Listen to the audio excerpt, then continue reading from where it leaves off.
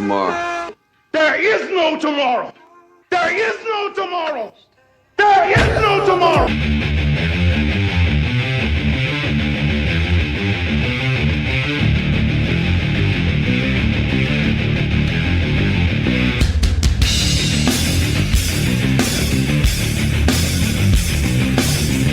Ready for your midweek stream? Sorry, I'm a bit late. Your late week stream. Your late week scream. Well, I had to dissect this. I thought I was done with this. I thought I didn't have to do this anymore, but you guys made me do this. You made me.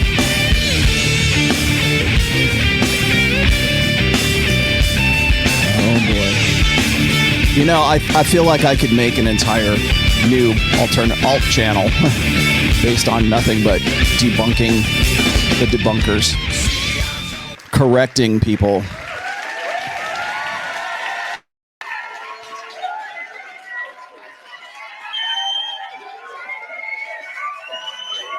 People having to stay married if they have children. I mean, we are two divorced men here.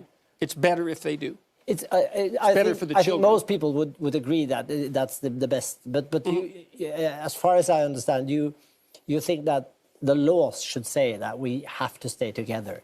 Oh, it isn't obvious to me that the liberalization of the divorce laws in the 60s was for everyone's best interest. Now, exactly what that means, I'm not sure. I mean, it's okay for people to go to hell in a handbasket in their own particular means of choosing. But we do know that stable, intact, two-parent families are better for children. So, you know, it depends on who you put first. And look, I'm not saying that everyone who's got divorced is reprehensible. I understand that life is very difficult and that it's a very hard thing to maintain a relationship over a very long period of time. But it's not obvious to me that we're better off for the additional plethora of choices.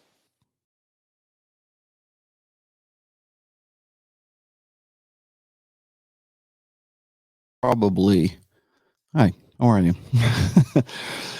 I'm Rollo TOMASSI. I'm the author of the Rational Male series of books, not just one book. And I'm going to do something I was not planning to do today. I had a whole nother show already on the books. I've got a few other, actually, I was going to go and take care of some business with my good friend Sam Vaknin, but he keeps getting preempted, and now I'm wondering if I should even bother with it. So a few days ago, well, you guys will probably already realize this. Jordan Peterson, by the way, is in Florida. So is his daughter Mikhaila. And apparently the plan now is to go on tour and do a tag team kind of thing. So instead of Dave Rubin introducing Jordan Peterson like he did back in 2018, now we have Mikhaila Peterson side by side and sort of running the show, very similar to what Dave Rubin did. Now, oddly enough, Dave Rubin has moved to Florida as well. And another guy who's moved to Florida is Patrick Bet David, and I will be on his show. If you haven't heard the announcement already, I'll be on his show on Tuesday at 9 a.m. Eastern time.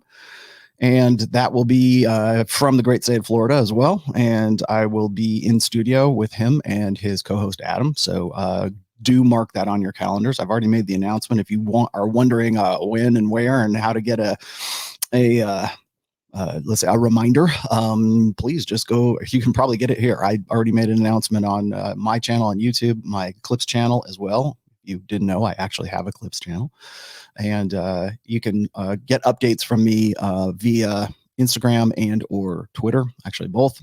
And the Petersons, life with the Petersons. I feel like we should have a sitcom now. I feel like we should have some sort of like Gene Simmons family or Ozzy Osbournes. Morning with the Osbournes.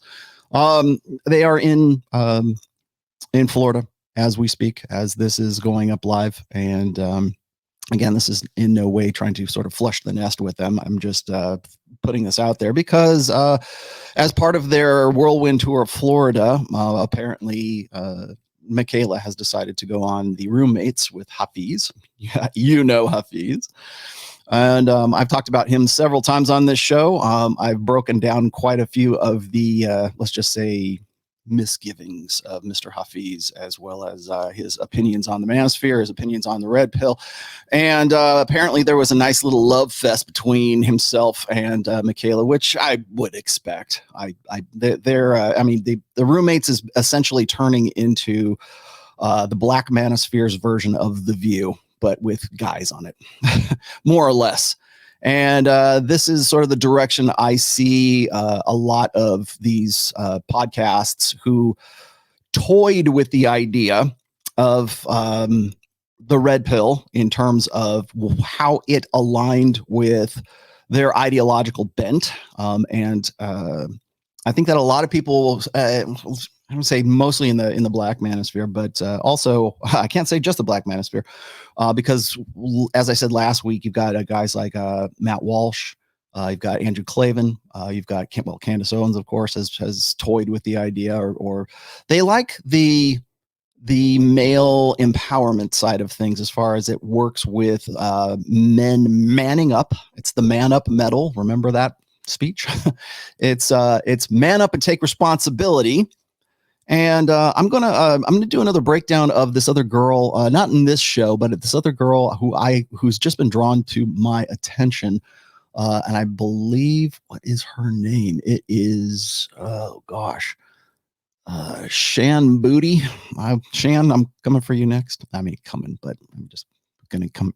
I'm gonna do a little bit of breakdown because I think that a lot of the misgivings, I feel like it's almost like playing whack-a-mole right now. There's so many people coming up and who want to be a part of the manosphere, but only insofar as they can sort of pick and pull the parts of it that they like and that aligns with their belief set. Now, if you watched last Sunday's show, I tried to make the case that the red pill is not an ideology. I keep hearing that over and over and over again because that's the only frame of reference guys like Akash and Andrew Schultz and DJ Academics and Brittany Renner and certainly Mikhaila Peterson, certainly Hafeez from the roommates. I mean, name the outlet. Seriously, name the outlet. And it becomes an issue of their emotional attachment and their emotional investment in their ideologies. And the only way they can counter the empiricism, the rationality, the reason, the stats, the data sets that the red pill brings to their attention is by turning the red pill into an ideology. That's the only way they can have that debate. As I mentioned last week when I was reading the section from my book, Religion, about believers versus empiricists, the part of the book that I did not read was, and I'm going to paraphrase a little bit here because I don't have it queued up, but the part of the book that I did not read, or the part of that section I didn't read, was the fact that what happens in those debates, such as they are, is each side, whether it's believer or empiricist, believes that the other side has the same mutually acceptable goals for that debate. And that's why you end up talking past one another. And we saw this sort of manifest itself in the Flagrant 2 video. And when you look at, I believe the guy's name was Alex. He's one of the guys who's one of the producers, I guess, on Flagrant 2. And he was just dumbfounded and frankly offended that Fresh and Myron were basically not of the same, they presumed they were not of the same belief set. Whereas Myron and Fresh were just saying, no, this is the data. This is what how do we parse this out? This is how we parse it out. These are the dots that we are connecting. Do you not connect these dots the same way? The trouble that happens when we're talking about, is the red pill going to go mainstream, is what I have been writing about for 20 years now. Is that going to go mainstream? Once again, I'm going to say this, as I said about this time last year, I hope not, because the moment it goes mainstream is the moment you get guys just like Hafeez, just like DJ Academics, just like anybody else, Matt Walsh. I am not just going to pick on any one person. But if you go and you look at all the people who wanted to get into this red pill space, and they pick and pull the parts that they want out of it. And they say, okay, that's good. Well, we like that. Men should take more responsibility, and they should chase excellence, and they should become the best version of themselves. They love that part of the red pill, or how the red pill can direct men to on a path to self-improvement. What they hate is when the data and the statistics and the arguments are so stark and so conflicting with their very inbred, embedded, ego-invested beliefs that they don't know what to say. They don't have a counter argument. So that's what they tend to focus on when it comes to the quote unquote negativity or the anger that is based on that the red pill is based on, or the red pill makes guys angry. And I will say once again that the red pill exists not so you will hate women, not so you'll be angry with women. It exists so you will not be angry with them. It exists so you will not hate them for what they cannot be to you. That's what it's about. And when you say something like that and you put that in their face, they don't know what to say. So what do they say when they don't know what to say? Oh, who hurt you? Oh, it's these guys who are bitter. How many times? I can't even begin to tell you in the past 20 years, how many times I've heard that same argument. Who hurt you? You're just bitter. These guys, if you just focus on all this negative material all the time, then you're going to be negative too. And I hear the same crap come from guys in the success porn industry as well, where it's like, well, you're the sum total of the 5 guys that you hang out with the most, right? Well, okay, but am I just this automaton who can't think for myself? Are you? Is that what you are? Are you an automaton? Can you get it out of my mouth? Are you an automaton? Are you that easily programmable that you lack the fundamental capability to think critically for yourself? Because that's what they think. That's what, not just success porn grifters, but also guys who are such as Hafeez and the rest of these guys who are complaining that, well, if all you ever do is you're drawn to these negative podcasts and the black pill. Thank you very, very much, black pill doomers. Now I have to continually apologize and clean up your friggin' mess. That's what I'm doing right now. And it's this constant thing. And once it gets into sort of the mainstream, that's why I said it shouldn't be mainstream. Because what happens is you get representatives or people who think they know. You get somebody who is a high profile, sort of celebrity who seems to think that they know what the manosphere is about, or they just sort of fumble through it and people take them as some sort of authority on the manosphere, on the red pill, on intersexual dynamics, on whatever the hell that Rollo TOMASSI guy who's been around for 20 years and is talking about. Those guys suddenly become the foremost experts on the red pill and know nothing about it. And it shows every time they open up their mouths. But it doesn't matter, because if they're the ones who are representing for the quote unquote red pill, they're going to say, well, it's truthful, but it's angry. Where have I heard that before? Well, probably since about 2012 and RSD and the rest of these characters who, again, had no counter argument, had no way of addressing the data and the dots I was connecting in my first book, not to mention the 3 that came after that. So when I see someone like Hafeez, and I see, of course, our good friend Mikhaila Peterson back in the news once again, and they can't keep my name out of their mouths, right? So when I am brought up by name, I feel like it's incumbent upon me to sort of like correct the narrative here.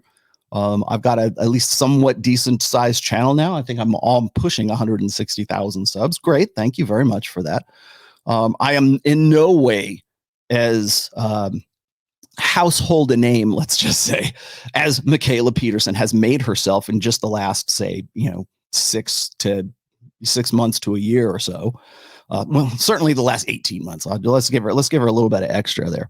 And so when I'm brought up by name, and to your credit, thank you, Mikhaila, for actually bringing me up by name, because there are certain people who want to sort of indirectly, talk about Rollo TOMASSI, and I'll, say my name. That's all I can say, right? That's all I can say. So I'm gonna do a little bit of a breakdown here of the interview.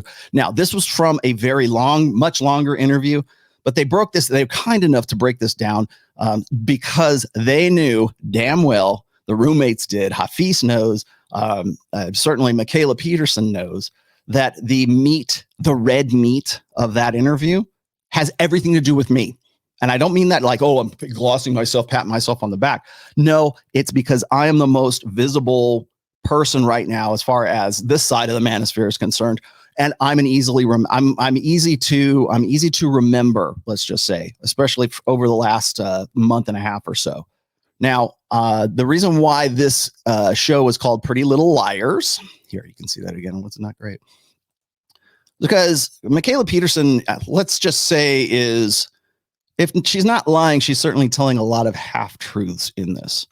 And so therefore, I think she wanted to clear her name and clear the record on the interview that I had with her on her channel. So allow me to opine in like conditions. So I'm going to show you this. This is the first stream here, and this is Hafeez and Mikhaila on the Roommates podcast. There it is. You've gotten really deep into the men's space, the men's dating space, with like even some of the crazy red pill content and all types of foolishness that goes on about in that space. How did you find that, and like what has been your experience seeing it, learning it, hearing about it, all that stuff? All right, let me let's even just stop it right there. What did I just say about e-celebrities pretending to know something about the manosphere? This is Hafeez sort of putting the tee on the tee so she can hit off the tee, tee-ball. That's where this is going.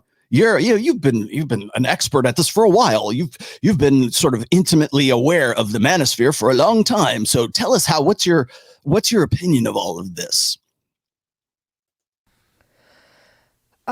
Okay, the red pilled space. Are you talking about Rollo? Yeah, like all those, like all that content over there. Because I feel like, I think you were talking about, especially in the interview, how you were researching it and you were learning about it and you were curious about it. Like, I was just curious, like, how did you? I think I have an idea of how you got there, but I'm curious to like, how did you really get there? And then like, what is some of like your thought process about just some of that type of content? For someone who has been doing a lot of research, quote unquote, a lot of research, she certainly didn't know who I was prior to the interview that we had. I can show that to you here in just a moment. But again, setting her up as some sort of preeminent authority on the manosphere. Okay. Well, I think specifically for Rollo TOMASSI, I'd heard of the rational male. I think I heard about it in high school. Interesting. Yeah. I think that was the first time I heard it mentioned. So I just heard, certain people bring it up, whenever. And I was like, okay, well, that's interesting. If he's doing the same, I didn't know very much about him. I was like, if he's doing the same thing that. All right, this is let's just say mistrue. Maybe it's a misunderstanding. She's saying that she had first heard of my work, of my book, I guess, in high school. All right. So let's turn back the clock here for one moment. Mikhaila is, as of January this year, she is 30 years old. The book was published October 1st, 2013. If that's the case, she would have already been out of high school or at least a senior in high school at that time when that came out. So, we're looking at so 9 years, about 9 years. So subtract 9 years from where she's at right now, and maybe she's 18 or 19. So I don't know the logistical. Actually, I could pare that all the way back down. So as far as I know, she's already out of high school. There is no rational male book available at the time that maybe it came. Well, no, actually it didn't, because she would have been a senior and out of high school by that time, because it would have been October 1st. And as far as I know, graduation for most high schools is right around like the end of May, maybe the beginning of June. So I'm not saying that's a lie, but I'm saying that's kind of doubtful, if not stretching the truth. Like Robert Glover is doing. Yes. But that was kind of my thinking. I was like, if he's doing that kind of thing, like maybe that'd be an interesting podcast. Yeah. So I think it was just like naivety. So I hadn't actually like sat down. I don't actually really watch podcasts. I have a podcast, but I don't really watch podcasts. Yeah. So I guess you didn't do any research on all of this. Presuming that I was going to be like Dr. Robert Glover, who, by the way, has ducked most of the interviews that I've ever tried to do with him. Let's just put that one out there. But so you're not the preeminent expert on the manosphere, then, I take it. Or listen to podcasts. So I think it may be just naivety. Yeah. And it was like, I thought it was kind of the same thing. It was like, oh, if you're teaching men to take more responsibility and just, I understand like the hatred towards men that's kind of going on the left. And I was like, well, if it's not that and then that's good.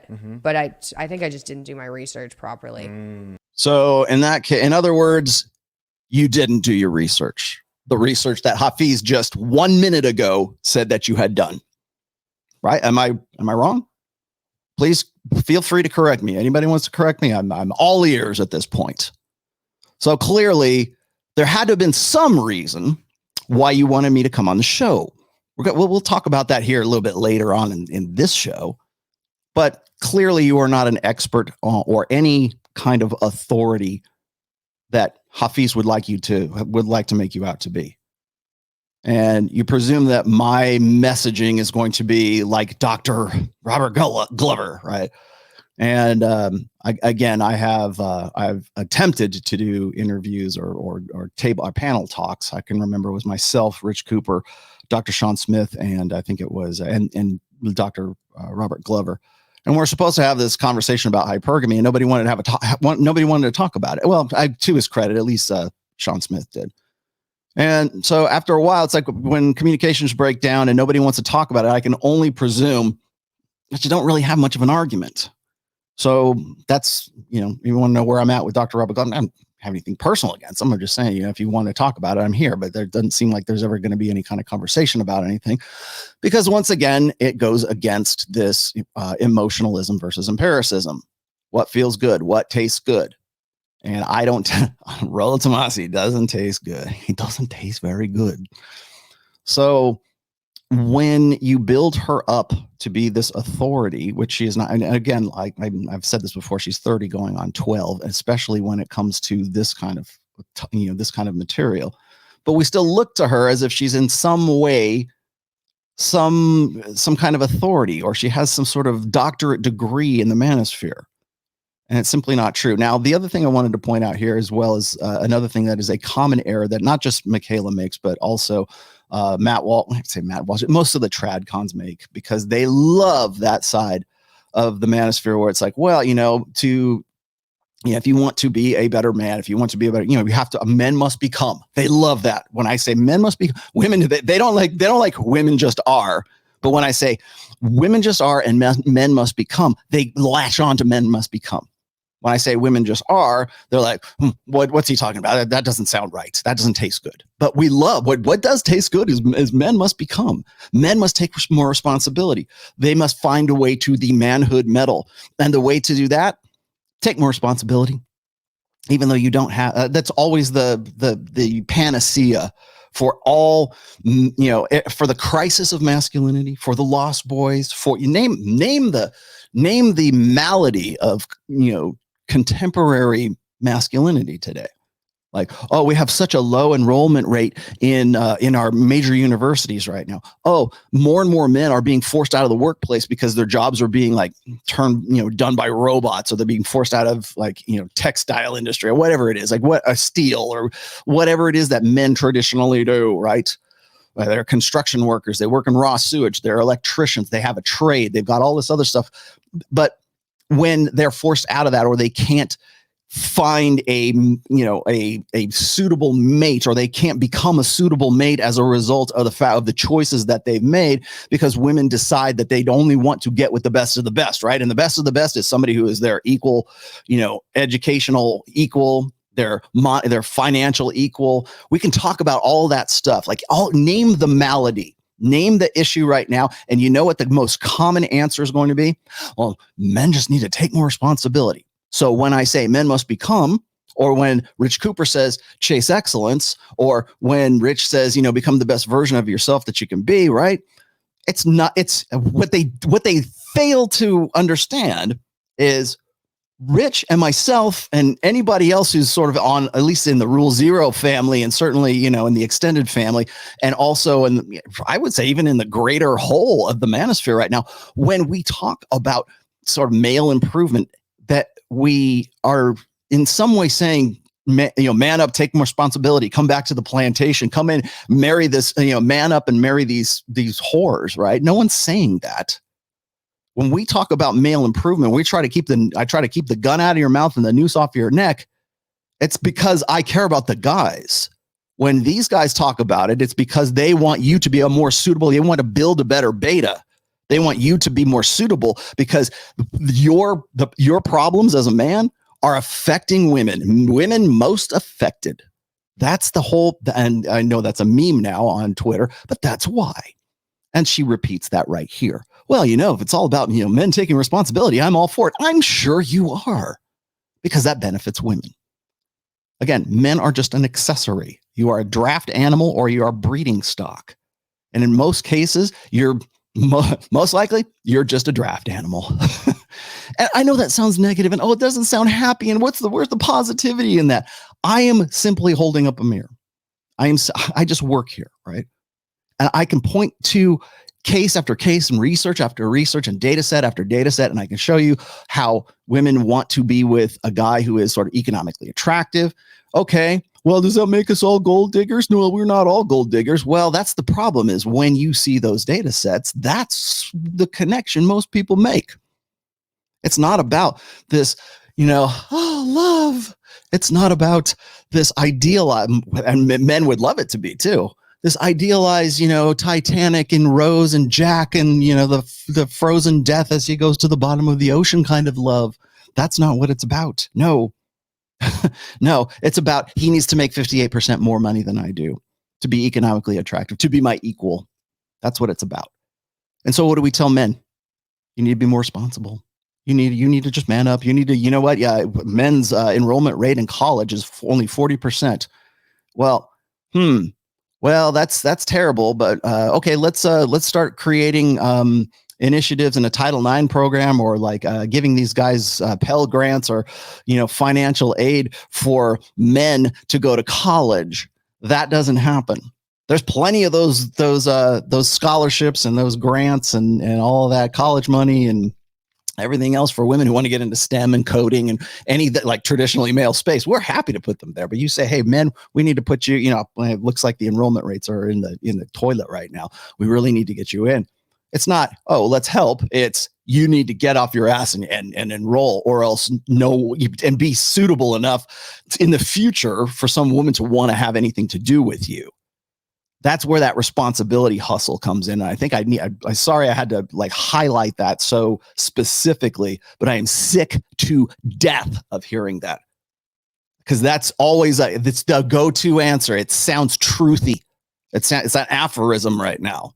And do men need to take responsibility? Yeah, sure they do. But you know what? They can't take responsibility and they can't maintain that responsibility if they don't have the authority to do so. And when I bring that up on You Are Here, or you name the show that I go on, I'm sure I will mention this on the Patrick Bet David show on Tuesday. I guarantee you I will.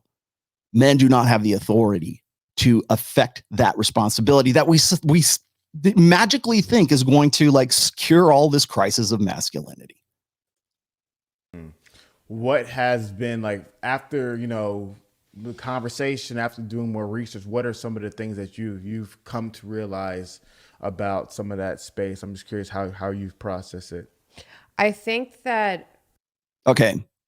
She just said, I haven't done any research. She just said, I have been naive about this whole thing.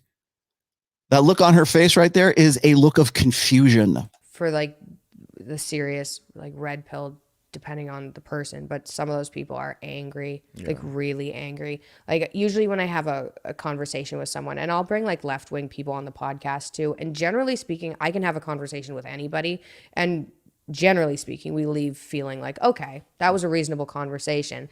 And with Rollo in particular, it was like, that didn't feel, nothing about that felt good. We didn't leave on the same level at all. And I think some of those people there's some like anger towards women going on. And that's the criticism. All right. If you left the conversation and you didn't feel good about any of that, I succeeded. Comfort the afflicted and afflict the comfortable. That's my goal right now, especially when it comes to the work and the talk that I do. When it comes to my books, afflict the comfortable, comfort the afflicted. And that's where we're at right now. Of course it didn't taste good. Of course it didn't leave a good, feeling at the end of that. Is that what your point was? Because I can tell you right now, that's not what your point was. And we're gonna tease that one out here in just a second.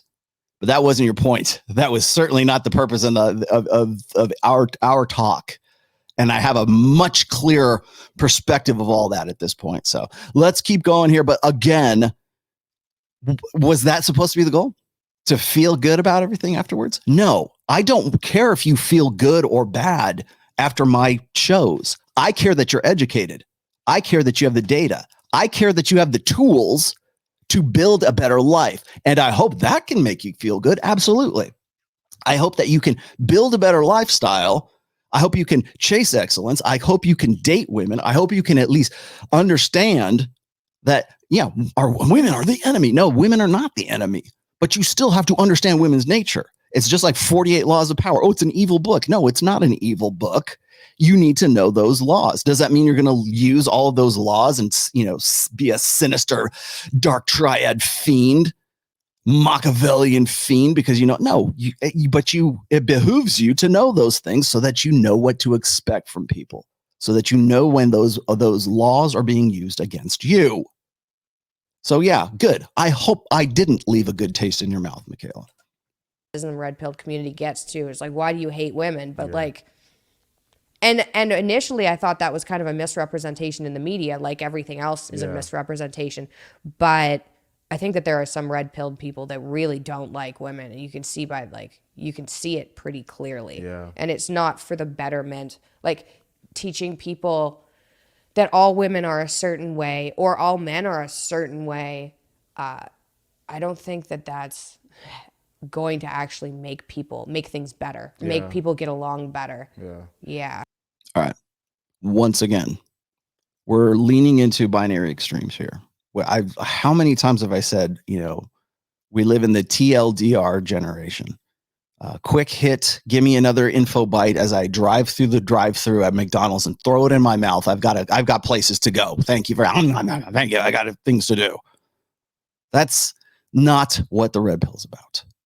It takes time. It takes time to understand it. It seems like, I will say this again, I have tried to reinforce this quote. I will probably put it in a book at some point. It's not in any book, but the language of empiricism, the language of reason, the language of data, the language of statistics, the language of hard objective truth will always sound angry to believers, to emotionalists, to people who want to feel good at the end of the conversation, to people who think that happiness is a sustainable goal state that they can perpetuate for most of their lives. No, you can't. You're not supposed to. It is not the human condition. And so when we talk about, they say, all women are like this or all men are like that. Well, okay. We can also look, so we have to balance that out. As I've said before, you can be again, it's the lie of individuation. You can, yes, are people these, unique, wonderful beings? Sure, they can be. There's no one like you. There's no one like you. There's no one like you. And you are an original creation, right? I mean, you're an original evolution, whatever it is. But there's commonalities, okay? There are commonalities. Men and women are different. And we are different, but we are common amongst the way that the machine is built. And that's what we focus on in the red pill. That's what we focus on in the manosphere. We don't say, oh, well, everyone, it's not this deterministic, this horribly, inviolable determinism. We talk about this all the time. Yes, there are things in your upbringing. There are things in your personality. There are things in your ethnicity, certainly in your gender, certainly in the way that you were raised, certainly where you were raised. There's a million different variables and factors, but there are commonalities amongst the machinery. And that's what we talk about. We don't go, oh, all women are the same or all men are the same. If there is somebody in the manosphere, in the red pill community right now who is saying that, you'd send them to me. Okay? Please do. Because that is a bullshit 101. That is a repeated lie that I keep hearing from people who want to pick and pull, like I said, the parts of the red pill that they like and the parts that they don't. No, that makes sense. I think, my experience in the men's space, I watch everybody. I try to read almost everything, and, there's good and bad everywhere. And there's extreme, red pill. You believe that? I watch everything. I read everything.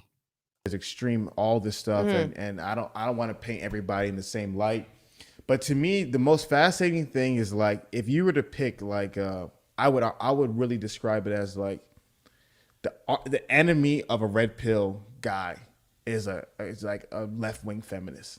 That's like his arch rival. Yeah. But if you let a left-wing feminist tell you about men and what men, what they're going to do is they're going to compare the red pill to feminism. This is another common thing. They think that they're being clever here. They think this is novel.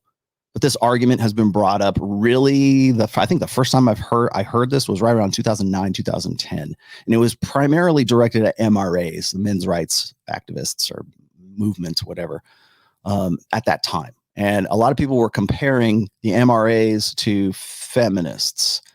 And it kind of went in vogue and out of vogue for a little while. It's in vogue right now because it's truthy and it sounds like they know. It sounds deductive, right? It sounds like, well, it's the same thing when I say, what's good for the goose is good for the gander. If there's it's blank slate thinking, but it's also sort of this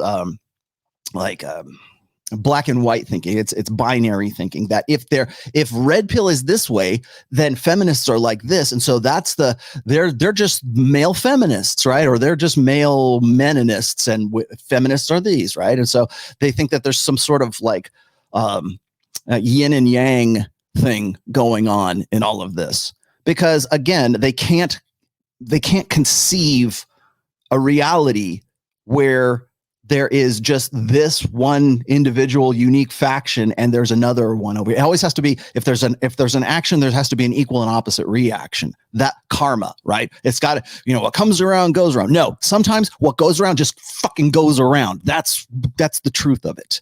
When people say, oh, what about the pendulum? Do you think that the pendulum is going to swing back to the 1950s? When are we going to solve this, the gynocentric social order problem, Rollo? When will the pendulum swing back? It won't, because we have to go forward. There ain't no going backward.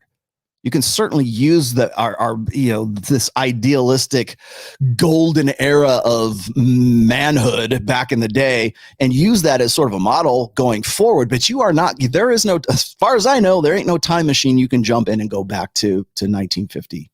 You're not going to do that. You can only go forward.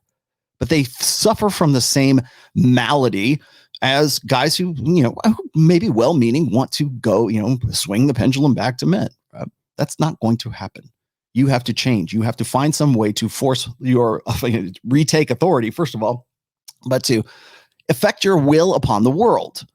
And that's really what you're asking me, not about some stupid pendulum, hoping that you're going to be, good to go on the backswing. No, you have to make an effort. You have to actually go and do something. And that requires you to have this fundamental idea that first of all, that's possible. And then second of all, it is not about like a yin and a yang, a balance this, a balance that. The pendulum swings one way, it swings the other way. No, it doesn't. We're in uncharted waters, my friends. We have never done this before in the history of humanity.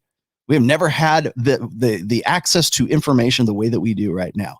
But we still have this old order thinking that says, well, if there are plus people, there must be minus people, right? There must be some sort of equilibrium. No, there doesn't have to be, because men and women are not blank slates. We are different.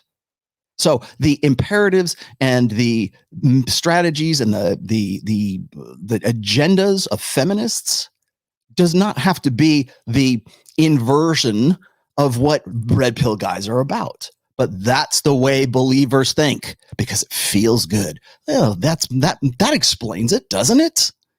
Do to women and how men behave and what men are like. And you were to change the word man with woman. Yeah, it sounds exactly the same.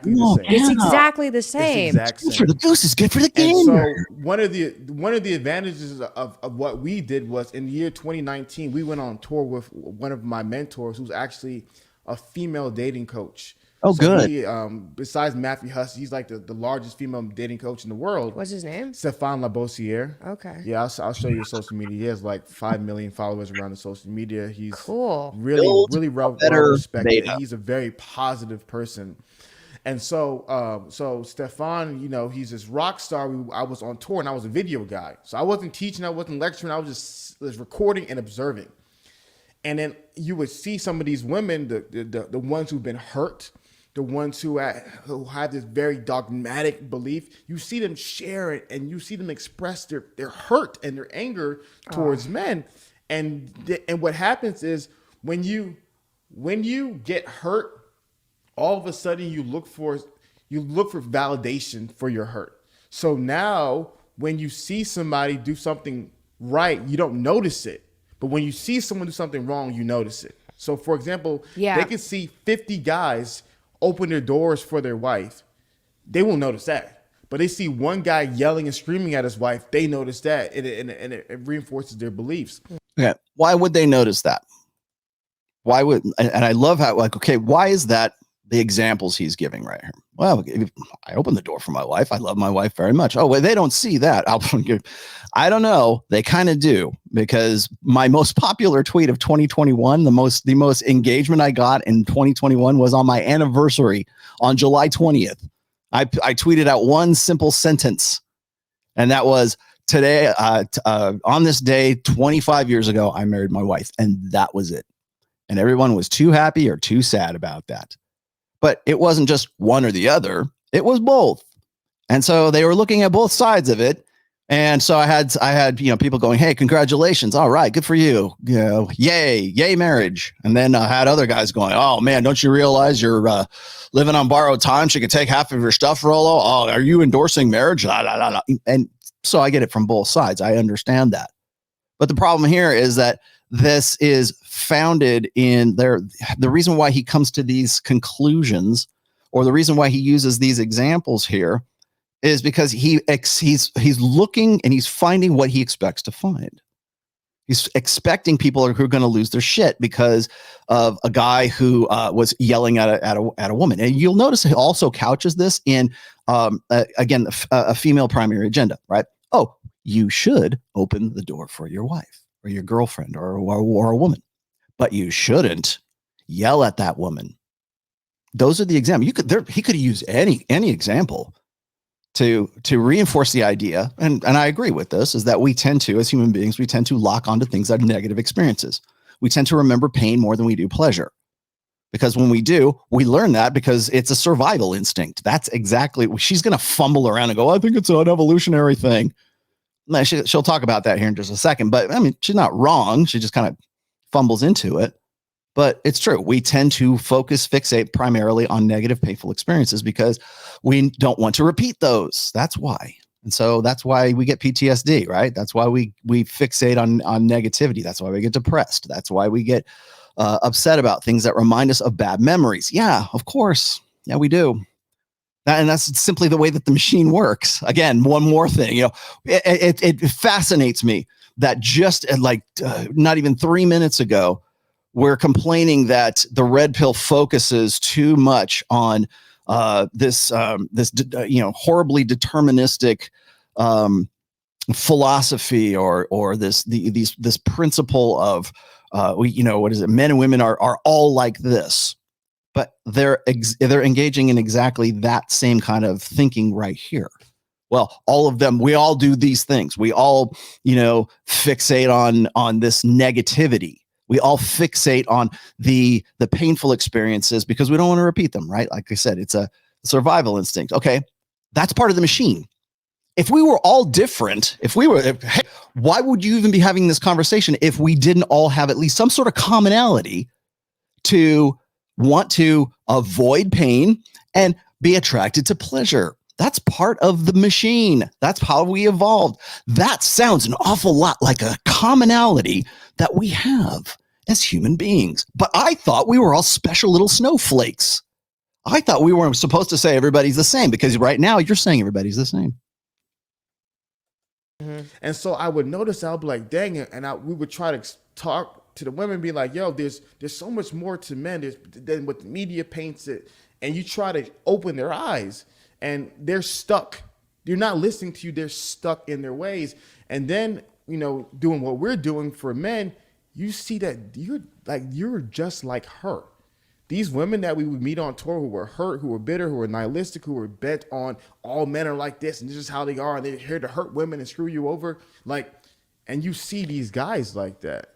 And I would like to see who these guys are, because that has not been my experience working with guys, particularly at events like the one I just did at Rebel Capitalist, or the ones that I do out in Miami, or people who just come and shake my hands and have sent, hand me handwritten letter saying, thank you for saving my son's lives. Thank you for helping us out. Maybe you're right. Maybe we do fixate primarily on the negative, because it's been my experience that has been overwhelmingly positive, that my work has been instrumental in changing men's lives for the positive, for having them cancel their date with suicide.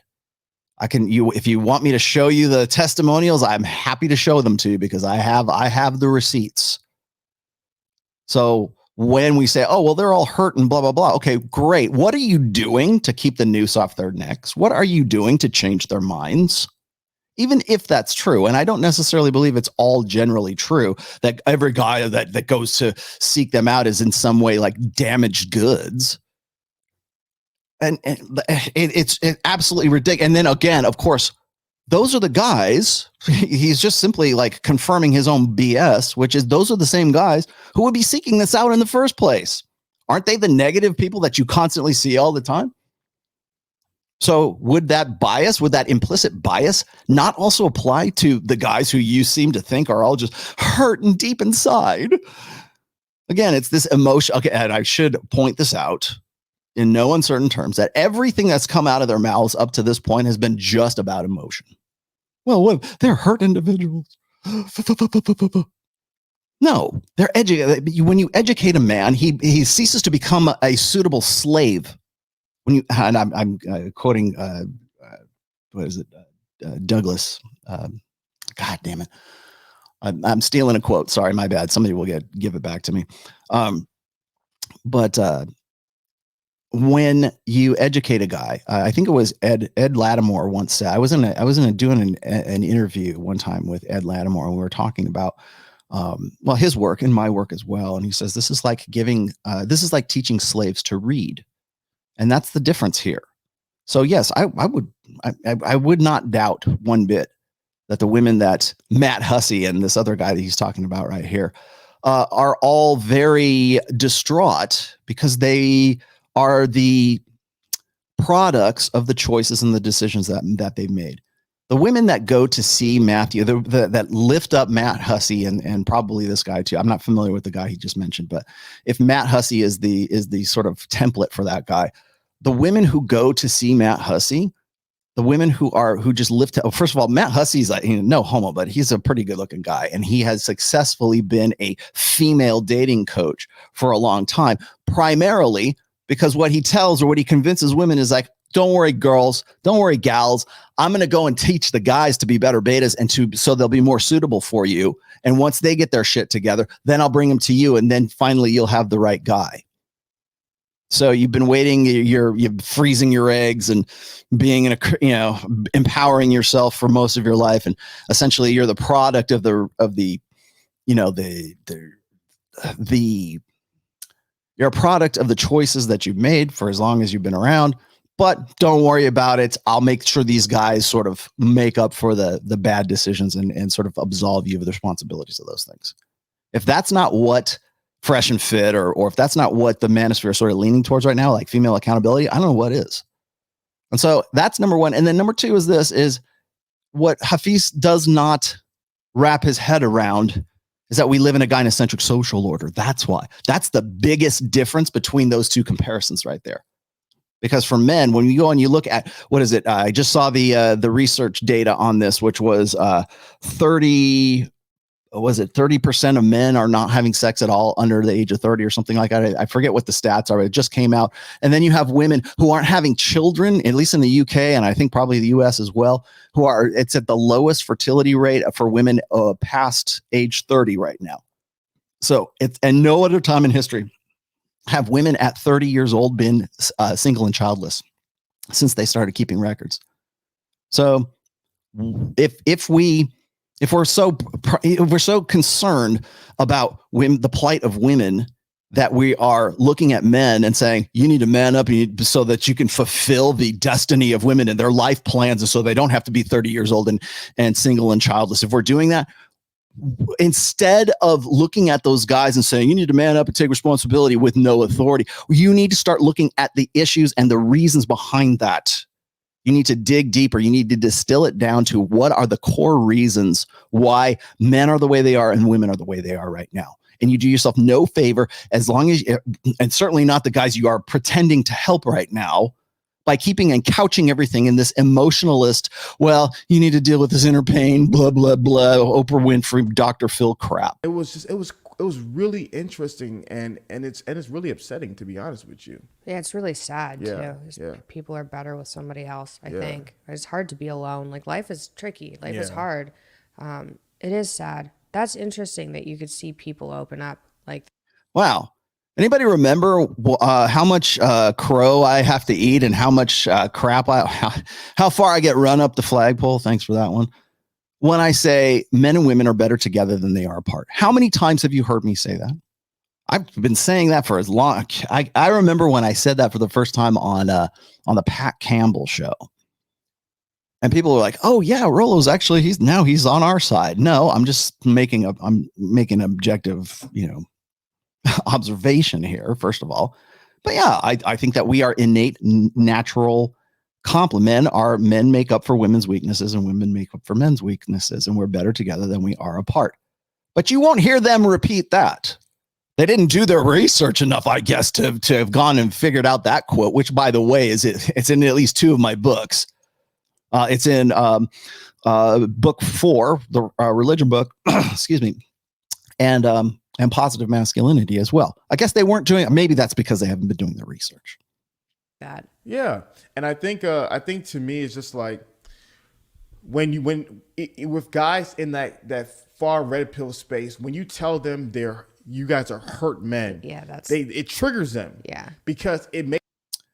No, it triggers them. It triggers them because you are having an emotionalist conversation with emotionalist goals, and they are trying to have an empirical debate with you. They're trying to say, here are the numbers, Hafeez. Here's what's going on in the real fucking world. How do you parse that out? Tell me. I would like to know. How do you parse that data out with your belief set? Because you're having this argument with the goal of, is this right? Is this wrong? Does it feel good? Does it not feel good? What's positive about that? Where's the positivity? Where's the love in all of this? Right? That's the goal. And I'm not saying that that's not even necessarily a bad goal, but when we're talking past each other, it's because my goal is to show you the data and show you the empirical, material, observable facts here and say, well, what do you think of it? Is this true or is this not true? It doesn't matter because you're not focused on whether it's true or it's not. You're focused on whether it feels good or it doesn't, or I'm a bad person, or I'm a good person. That's what you're trying to, that's the end state of whatever your debate is all about. I read this on last Sunday's show, but again, it's all in emotions. They presume that every human being's priority should be based on this emotional, are you hurt? Are you not hurt?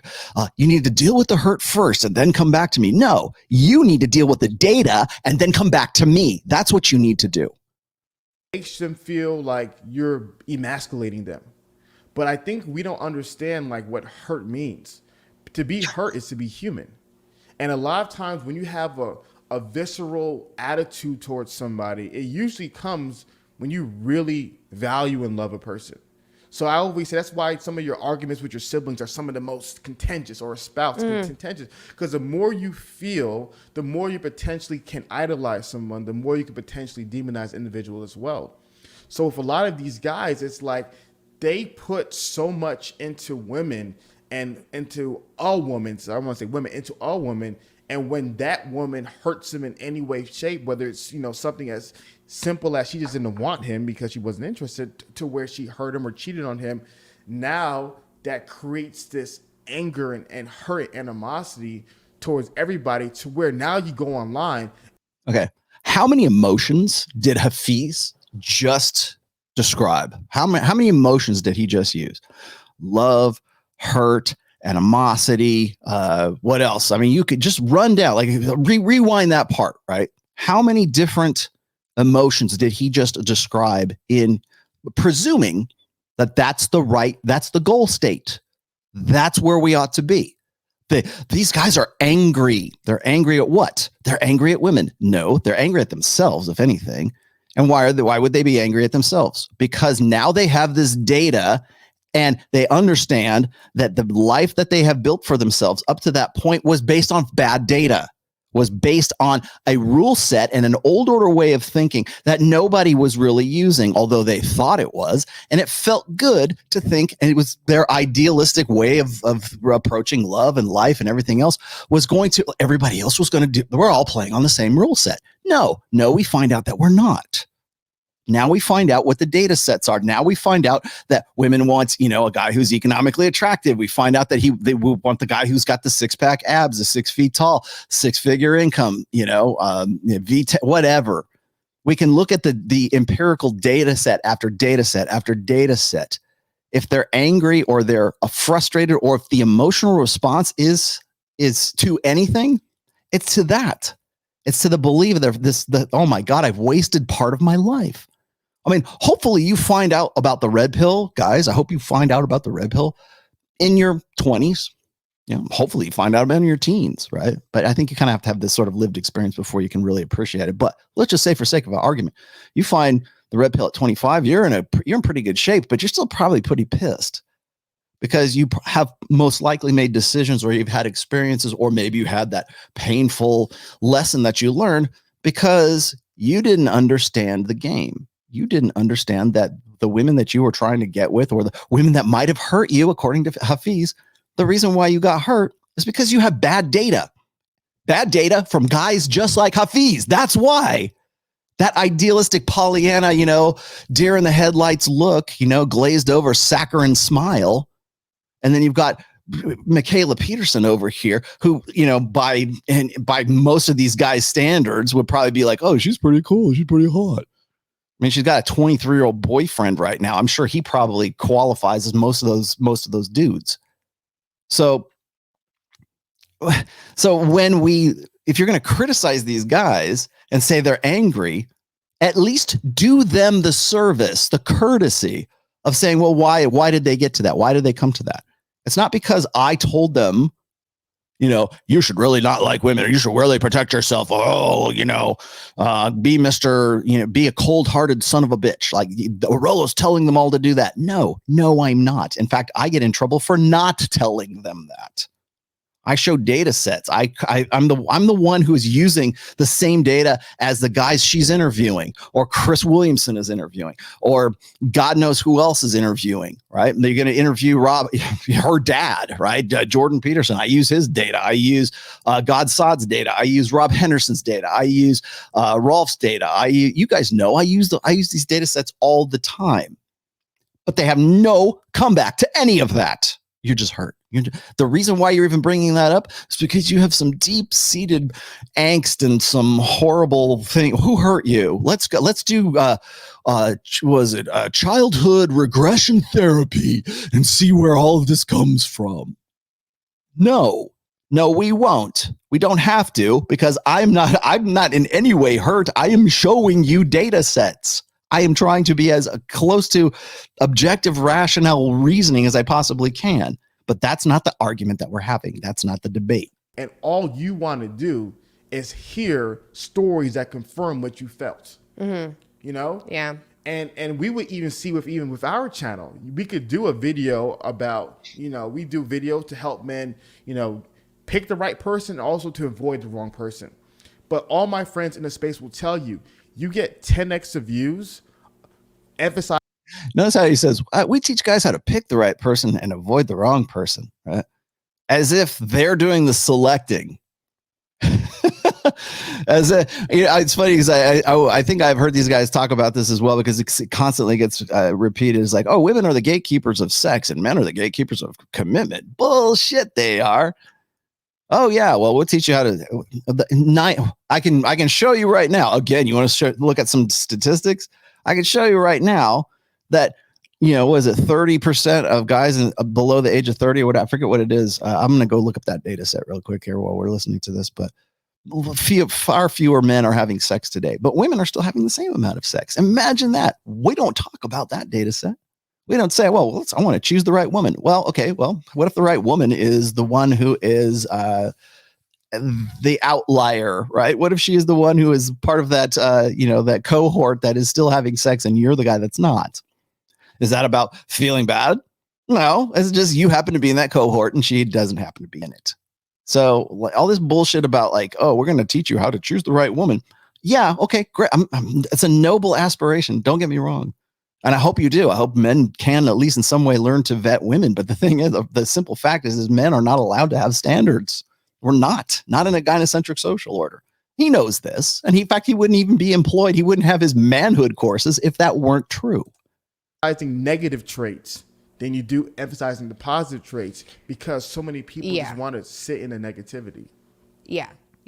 Even for thumbnails, I know that if you put something like how to, put something negative on the thumbnail, it's not like how to become hotter. It's like how to become less ugly. I mean, that's a bad example, but that one will make the ugly one will get more views. People are also evolutionarily predisposed to avoiding negativity, right? So it just anything negative is going to stand out.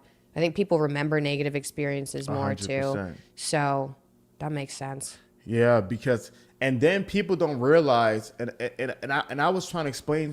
I try to explain to the guys in my audience the capitalistic nature behind some of the red pill content, and yeah. I'm curious why did that flicker in your mind? I'm curious. Well, when I had the conversation with Rollo, and I was like, I had an issue with the thumbnail. You're like, you made a thumbnail that was comparing me to someone who'd killed their child. Yeah. And I was okay, there's lie number 2. So let's stop it right there. And so that's I want to touch on that really quickly here, Mikhaila, because we need to. When I see a lie, I have to call out that lie. So this is the thumbnail she's talking about. Am I in any way comparing her to Casey Anthony in this particular thumbnail? I'll wait. Anybody? Bueller? Hello? No. In fact, this image right here. I'm going to let her continue a little bit further. But her real problem with this was not because she didn't. I'll tell you this: if all she had to go on was just the thumbnail here, she did not know Casey Anthony was even brought into the conversation here. What she was upset about was the image of her and our good friend Andrew Tate resurfacing on a thumbnail right around the same time that she's decided that she's going to get with her 23-year-old boy toy. And I'll explain to you that here in just a moment. But this is the thumbnail she's referring to. Am I in any way making any kind of comparison to Casey Anthony here? Or am I just simply showing a picture that she probably would like to see go away? Is that what's happening here? Because I think that's really important. Like that, I didn't like that. That wasn't very nice, right? And he was like, yeah, but he like full on said, it gets more clicks. You know how YouTube is. Yeah. And I was like, well, okay, but like maybe that's a little bit far, right? Like I get it. He's like, well, yeah, but I know how to make thumbnails and like people want to see people argue online. Yeah. And he was like full on said, oh, he makes up stories, kind of makes up or plays into stories or makes these comparisons to get more views because people. All right, there's lie number 3. Let's go and have a look over at this great episode 131 of the Mikhaila Peterson podcast. Last episode before 2022. I thought I'd stick this episode in as the last to close off a very weird year. It's featuring Rollo TOMASSI, author of many books, including The Rational Male. I invited Rollo. That's the only book series that I have, Mikhaila. Just in case you were wondering whether or not she'd actually done her homework or her research, that right there should have been your first clue. On to talk about his book before finding out he'd done a somewhat nasty, in-depth video about what he thinks my life is like, which has about 160,000 views. And okay, that is actually lie number 4, which we have to address before lie number 3. So what she's saying here, what she's trying to backpedal on. And she's saying that, well, I was gonna just sweetly, innocently gonna have him on my show to talk about his book, The Rational Male, amongst other books. And I was gonna have him on, but that was unbeknownst to me before I realized that he had done this horrible thumbnail and had done a nasty video on me. Okay. Well, no, that's actually not true because this was the Instagram story reel, whatever, that she had produced right around the end of November of 2021. This was before I even got the call from her. I got it from she was I don't know if they still are, but she was supposed to go on with Myron and Fresh. I think she might even be going on sometime this week or sometime in February. But this was a screen cap of, and thank you for I forget who gave this to me. But this was a screen cap from one of her stories where she was looking at, I guess the trend at that time was looking at your most popular podcasts. And of course, her dad's number 1. And then I'm right below, which I'm kind of flattered about. And hey, even Rich made the grade there. Her own podcast is only down at the very bottom there. And then of course, what she says is, someone get me at Rational Male. That's me. Hi guys. On my podcast, please. I know I'm female, but I don't bite. I promise. That one came back on me too. And I'll tell you why here in just a second. But this is her on, I would say, I want to say it was at least November 30th. It might've been a little bit before that, but it was brought to my attention on November 30th. Now, why do I know that? Well, because I happened to be in Miami at the time when this came up and somebody sent it to me. So I think somebody on the show said, hey, have you seen this yet? And I go, oh no, I haven't. So I went and I looked at it and I go, oh, Mikhaila wants to talk to me. Great. And I instantly presumed it was because of this. I didn't think she wanted to talk to me about my book. She didn't know who I am. She didn't know me from Adam. And clearly she doesn't. I mean, she just more or less has admitted this to Hafeez in the very beginning of his show. And then again, at the beginning of our own interview here, which by the way was, then I have to give you the timeline here. Okay. So I got this, let's just say November 30th. Okay. This show came out right about a week before that. So that's the timeline right there. Now let's continue here.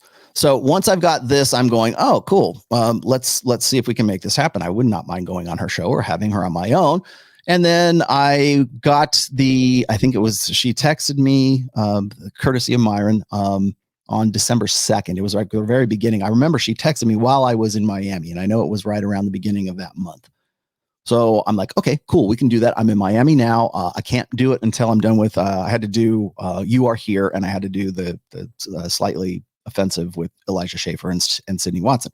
So I'm like, okay, when I get back from that engagement, then we can do it. So that's what we did. We set it up for December 17th, and we recorded the show on December 17th. Now, her show, the one that I just showed you a minute ago, and I'm going to continue here in a second, that did not drop until December 29th, right before New Year's, which is exactly what she's saying. This is the last show of the year.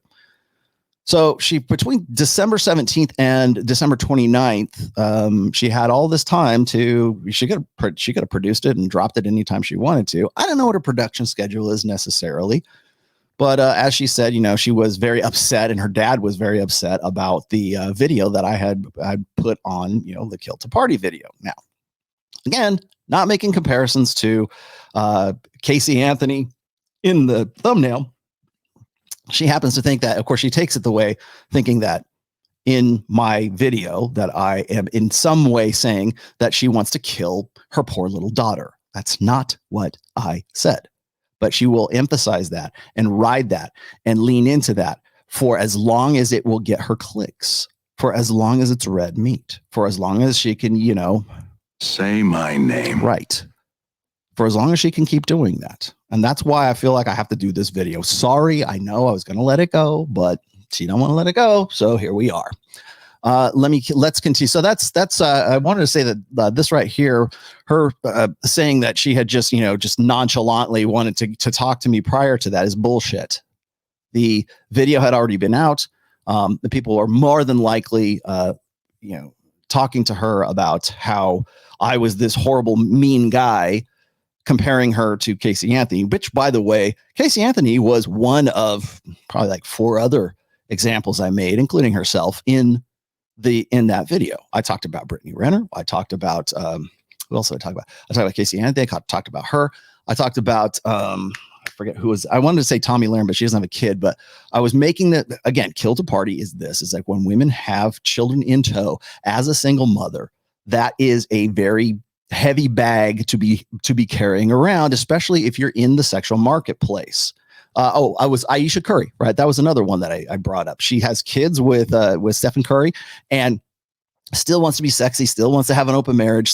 I talked about her. We didn't say, oh, you compare me to Stephen Curry. You compare me to Brittany, which I think honestly, comparing her to Brittany Renner probably should have been more offensive than really Casey Anthony because of, you know, conditions here. But let's just, you know, that's where she took it. But I in no way said, oh, you're just like Casey Anthony. You want to kill your kid and put it in the trunk. No, but that's the way you want to present this, and that's how you want to paint me.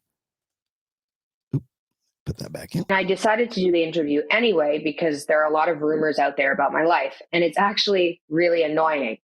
There's a fairly large group of people that think I dragged Dad to Russia to detox him somehow, forced him on an all-meat diet somehow, took over his brand somehow, party all the time, hook up with people, etc. None of those rumors are true, which will be clarified more in my book. But after watching Rollo's video, not the entire thing, with my dad, because he was in Nashville and I was setting up courses to be filmed for him, after hearing my dad's rather loud thoughts on Rollo, I decided I'd definitely like to talk to him anyway. Clear away some of the muck surrounding my name, hopefully. I hope you enjoy it. And for any of you guys out there that still think I'm some evil human preying off of my dad and who knows what else, hopefully this clarification helps, even though it probably wasn't needed, which I'm also aware of, but enough is enough. I wanted to address these topics. I didn't edit this video other than removing about 4 seconds of us talking about COVID and adding in clips. Before we get into probably the weirdest episode I've ever recorded, this podcast is sponsored by BetterHelp. All right, good enough. I will pull that out there. Now, from that introduction, by the way, which I had no idea she was saying, that introduction happened sometime between December 17th and December 29th. Okay. So once the interview is already done, and that's the interview, and that's the introduction she decided to put on, does that sound like she's more concerned about being compared to Casey Anthony, or does that sound more like she is a little bit more concerned about having that picture resurface? And in case you're wondering, it's this picture and this picture. Oh, and this picture. Those are the things that she didn't want anybody to have a look at because, of course, her new good Christian boyfriend, whose name I'm not going to drop, you can go find You can go look him up. I'm sure you probably already know. I'm fairly certain that she would very much not like to have that picture, and this picture resurface. So it sounds more to me like it's more about that than anything else. And the very fact that I had the audacity to bring that up in some way is really the reason for this interview. It wasn't about I wanted to talk to him about his book, because if it had been, we would have talked about my book. We would have talked about anything else, but that's not what we did. I'm going to fast forward a little bit more here because we have to, just to put things into perspective with the Hafeez interview, we have to look at this section right here. So I'm going to put her back in, and I have to scrub all the way up to, I think it was 40. We'll scrub back up. There it is. That's about it. Okay. We'll go from here. Them less marketable in the sexual marketplace. That's what I was getting at. But of course, everyone in the comments, a little bit primarily, it's because that's when men find women the most attractive, right? During that sort of 18 to 28 era. However, when women have a child such as you at 23 years old, it tends to put a damper on finding a guy who's better than, say, the guy that they ended up divorcing or the guy that they ended up marrying and then divorcing during that time. So that was the example that I was using. I think what happens is this, is when I do something like that, when I use an example such as Casey, and I'm not saying, and I even said this, I don't know how many times during that 4-hour video, I'm not saying that that's what you wanted to do. Okay. I'm just using Casey Anthony as one prime example of that. I used other examples as well. Brittany Renner, for example, locking down PJ Washington with the kid when the time was right for her. She, of course, is 29 years old as well. So I was using her as an example, but people hone in on something as extreme as, say, like Casey Anthony. I tried to present the fact that that was the extreme example of that. However, the more general example of that dynamic is that when women become single mothers, particularly when they become single mothers at an early age, it makes them less marketable in the sexual marketplace. That's what I was getting at. But of course, everyone in the comments goes, he just compared you to Casey Anthony. Well, the thumbnail did have me. And I do thank you for picking a good picture of me, by the way, but it did have me and then Kill to Party. Well, let me explain to you the dynamics of. Did you see again, do we see Casey Anthony anywhere in this? Do we see a Casey Anthony on this? Because I don't see her anywhere here. The thing that I think is probably upsetting her is the fact that she's there with Andrew Tate. Thumbnail creation, which you maybe already know. But when you put people's face on there, when you put people's recognizable faces on there, when you have to see the whites of their eyes, and you're not the first one I've ever done this with, by the way, that's simply how you get impressions on YouTube right now. I'll be all above board with that because I'm not the first one to figure this out, and I don't definitely do. So when you do something like that, then it draws. Like I've said this before, is like I understand that there's a salaciousness, there's the TMZ effect, right? It's you want to give your audience the red meat. However, when I do so, I'm trying to give them steak with the sizzle. So I'm not doing it just to say, oh look, here's what she did, right? That's not my point. I say that in the beginning of every single one of my videos, especially when I go after somebody who I think it would make a good example of a particular illustration of a dynamic that I'm talking about. I talked about Emma Thorne, I think is what her name was. I talked about her on a couple of different occasions. And people don't have a problem with that because that's Emma Thorne. And then I met Bella Thorne, by the way, not Emma Thorne, Mikhaila Peterson. So when I do a thumbnail like of her, nobody's saying, "Oh, he just compared you to such and such." It's not an attack piece video. I don't do reaction videos. I don't do like takedown videos or anything like that. If I think that somebody serves as a good illustration for a dynamic that I've written about in the past or that I'm talking about currently, with whatever that I'm doing, then yes, I'll do that because it's a recognizable. Say, "Oh, okay, now I get what he's saying." So it's more of like an illustration rather than like, oh, I'm going to take you down.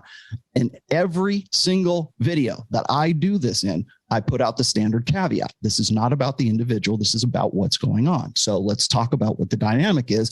It's not an attack, but this is YouTube. This is Twitter. This is Instagram. This is social media. So everybody wants to see like what we call a YouTube blood sport. They want to see, like, oh, did you see that he compared you to this? Did he see you compared to? Right. How do I know that she knows this already? Because at the same time that she dropped the video, this particular video, she also had at least 3 different clips making it look as if I was the one who was actually comparing her to Casey Anthony, right? She was looking for those red meat moments, not unlike, by the way, what DJ Academics was doing with Fresh and Fit over the Flagrant 2, the Brittany Renner interview. People know this shit. This is not anything that is revelatory to anyone. And in fact, I think I'm being fairly measured in all of this. I'm saying, look, she does exactly the same thing. I mean, does that shot right there on the cover of whatever magazine it is, like, why not just do something where she's just like, very studious and looks more professorial like her dad, right? Why not do something like that? Well, of course you're not going to, of course do that. Please go on the magazine and look like that. But there's a reason that works and the other one doesn't. That's why. That's not me like trying to be, cagey or duplicitous about anything. She does exactly the same thing. She was very upset about this thumbnail when I, in fact, pulled it from this thumbnail on her own damn site. So to tell me that, oh, you're making me casting me in a bad light, you're indirectly comparing me to Casey Anthony. Well, not in this shot, and certainly not in this shot that you used yourself. So what's the problem here? The only thing I can think of is that you are lying. You're full of shit. And you're upset because of, you're upset because of this shot right here. And you're upset about me talking about that, bringing that back up at a very inopportune time for you. Sorry, I didn't know it was going to be a bad time for you. If you would have hit me up, maybe I would have measured it down a little bit, but I didn't know. How am I supposed to know that? But even still, this is, I've done several episodes on how women have digital footprints today. And Mikhaila, you have a huge fucking digital footprint, my dear. Huge. This right here that's part of your digital footprint. I mean, damn near every shot of you and Scarlett looks like she's an accessory. Like you bought her at Claire's. And she, set the stuffed animal on the bed and I'll take a picture of myself to promote my brand of me. And again, it's like I started off this video with Jordan Peterson talking about how we need to have more coherent families. We need to have more structured families. He did pretty well in that interview, I have to say, because that's from like 2018, I believe. But that was just recently dropped as a short on his channel. So somebody thought it was pertinent right about now. And it's like, do you not see the irony in all of that? Maybe he didn't do it maybe he didn't put that particular short up personally, but somebody who controls his brand sure as hell did. And I can go and I'm very, I don't want to get too wrapped up in this. I don't want to get too because there's so many videos that I could go and pull from 2017 all the way up to about 2019, where, one after the other of Dr. Jordan Peterson talking about how important it is for women to be home with the kid, for how important it is for careerist women to reconsider, to rethink their lives because they need to be home with the kid. And there's nothing wrong with being home. He makes the case, like feminists say that it's, you need to be out there, conquering the world, ladies, and be an alpha female. And he was just very maybe concerned trolling, but very concerned at the fact that, today's women, careerist women, are eschewing motherhood. And then what later on they're going to go, well, I never had a kid, blah, blah, blah, blah, blah. Well, what if you did have a kid and the guy you were with is, you divorced him out of hand, and now you're moving on to bigger and better things and becoming exactly that careerist woman that your dad warned about in 2017 and 2018, 2019 too.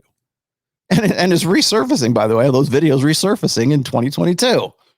So, I mean, excuse me for seeing the inconsistencies here, but I'm seeing inconsistencies here. Now, I want to keep going with this because she's going to drop some other little gems in the Hafeez thing here. So let's keep going. To that, I talked about this recently on Elijah Schaffer's show as well. So there's this. I think there's this need for people to have sort of this get a rise out of you. I was on You Are Here with Elijah Schaffer and Sydney Watson and Ariel. I forget her last name, Scarella. She's the lesbian, traditional conservative, I guess now.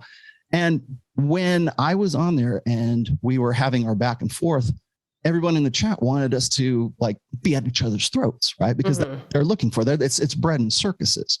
So when I put something out like that, or if there's some kind of comparison to you to like say Casey Anthony, that's not my intent to do that, but that's what the audience wants to see. You see what I'm saying? So maybe you're getting a wrong impression as to like, I'm not trying to make you look like Casey Anthony. I just mentioned you in the same show as Casey Anthony. Okay. I guess I just don't usually play into that. Like on my channel, I get the clickbaity stuff, but if I'm like doing it indirect, no, I really don't. As you're doing it though. No, I really don't. I definitely have not made an indirect comparison between someone and someone who murdered her child and put her in a trunk.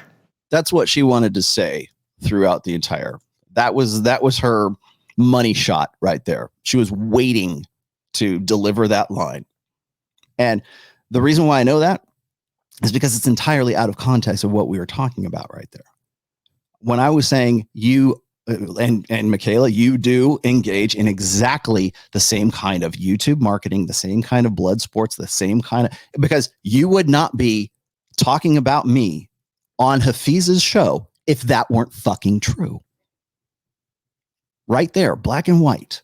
You're doing it right there. I'm sure. I'm about 100% sure that I'm later on down the road. You're probably gonna, say my name. Right.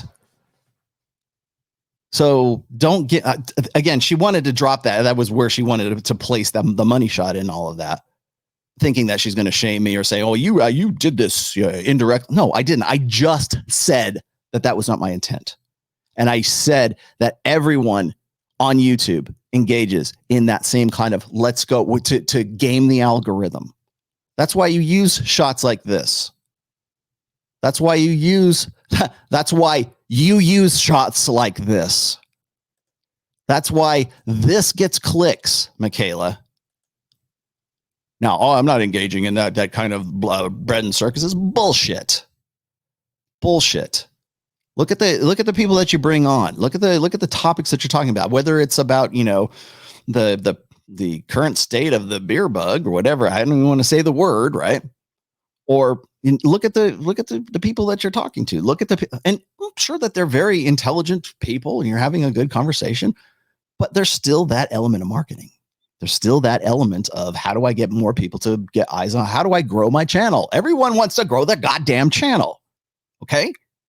And I think above all of anyone in the manosphere right now, I'm the one who is more concerned with steak more than sizzle. Remember the comparison I made with Ryan Stone where we're talking about the nachos, the nachos analogy. I want good nachos. I don't want just like chips and cheese. I put a lot of good stuff into my nachos, right? And they're still nachos. There's still chips, there's still cheese, but there's a lot more to it than just the schlep on, drown the chips and cheese. So let me keep going here because after the money shot, there's actually some pretty good stuff here. That was not my intent anyways. Okay. Well, I'm really glad to hear that. That makes me feel better. And then let's see, what else do I have? Then we can get to your book. Okay. Finding God as Convenient. Which my problem isn't the actual sincerity of the belief. I mean, they can say whatever they want and we can decide to believe it or not. Okay, well, that's sorry, my bad. I want to pull that out. All right, let me pull her out. Now, this was where I wanted to go. Hold on a second. Like that type of content. And I was like, well, people like I don't, just because people like to watch that kind of thing doesn't mean that you should be devoting your life to making that kind of content. Like, what kind of life is that? Yeah, no. Well, let's see. The content that I've devoted my life, the the content that I have been doing for the last 20 years has been consistent for 20 fucking years. I've never changed my path. I've always had an obligation to objective truth. I've always stated what I've done. I've never taken any of my books off of, offline. I've never taken any videos offline. I've never pulled. I shouldn't say that. I did pull the the original Kiyosaki video recently, but I did that at request, and then I put it back up later on. It just was the wrong time, but it's still up. I have never pivoted to the God pill. I've never pivoted to MGTOW. I've never pivoted to any other movement or whatever else you want. I have always been consistent in my message. So don't give me that crap about, that the bread and circus stuff doesn't seem like it's very genuine. Get the fuck out of here. When I was started this, you were in grammar school. Grammar school? Yeah, probably. What were you, like 7th grade, 8th grade? I would arguably, I've been doing what I've been doing 20 some odd years for at least as long as your dad has been doing his thing. And that's the thing I try to explain, guys, as a person who, obviously I don't affiliate myself with the Red Pill Manosphere or any of the other stuff, but as a person who has a lot of friends in the No, but you're happy to talk about it constantly, Hafeez. Space, and they tell me everything. Like, if anyone's in the space who makes significant amount of money, I know. Okay. Did you just not? I mean, I'm confused here, Hafeez. Now let's talk about you for a second here. I'm confused because about 4 or 5 minutes prior to this, you were saying, I read all this stuff. I'm on top of all this stuff. I understand the research. I'm on top of this. And then yet right now you're saying you're not in the manosphere and you have to get it third party from other guys. What the fuck is it? Is it one or the other? Are you on top of your game and you understand all this stuff and you're like a somewhat semi-authority on it, or you just don't care enough and you're not really in the manosphere and you have to hear it third party? What is it? Them personally, and interesting. And we talk about everything. And one thing is clear as day is that I remember I was watching a video with Logan Paul, and Logan Paul made a point where he's saying there's a difference between making good content and making good YouTube content, because you can make a good video, but if it's not, affects well and thumbnail well and titled well, it won't do well on YouTube. Doesn't mean it's not a good video. This just means that to do good on YouTube, you must know how to hack YouTube and hack the audience's mind via YouTube. And so a lot of the people, they realize I can either do YouTube hacky videos and make 50,000 a month, or I can do more positive, good content and make 10. When you're young, or when you're just trying to when you're really just making content for money, why would you sacrifice $40,000? So a lot of people in the space is like, they know there's 3, 4, 5x of money. I can tell it to you for a fact. I know if I wanted to make money, there's a certain kind of video I know for a fact. If I do it, it's going to make money. But would that certain kind of video be getting women into your live studio situation there and talking to them, not unlike Fresh and Fit in the After Hours show? Would it be kind of like that? Because that's what you've been doing lately on the Roommates, just pointing that out, Hafeez.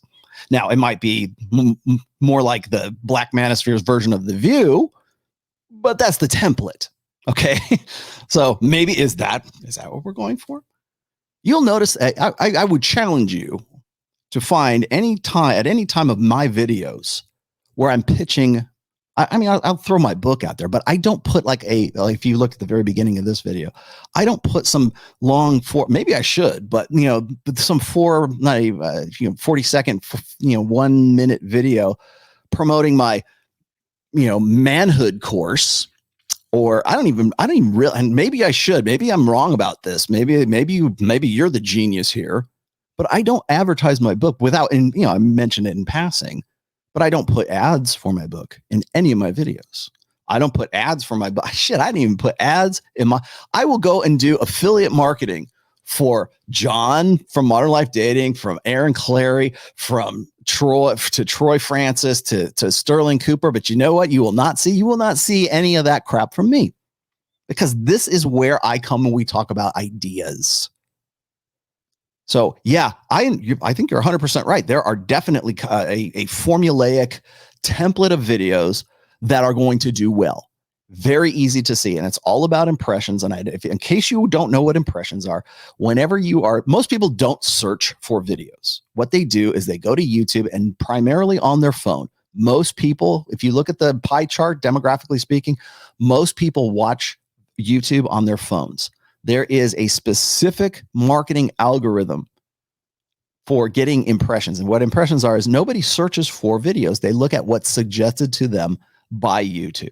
And they go, oh, there's a new one from Rollo. Oh, there's a new one from the roommates. There's a new one from Mikhaila. And then they click on that. They didn't go, Mikhaila Peterson. They're not searching.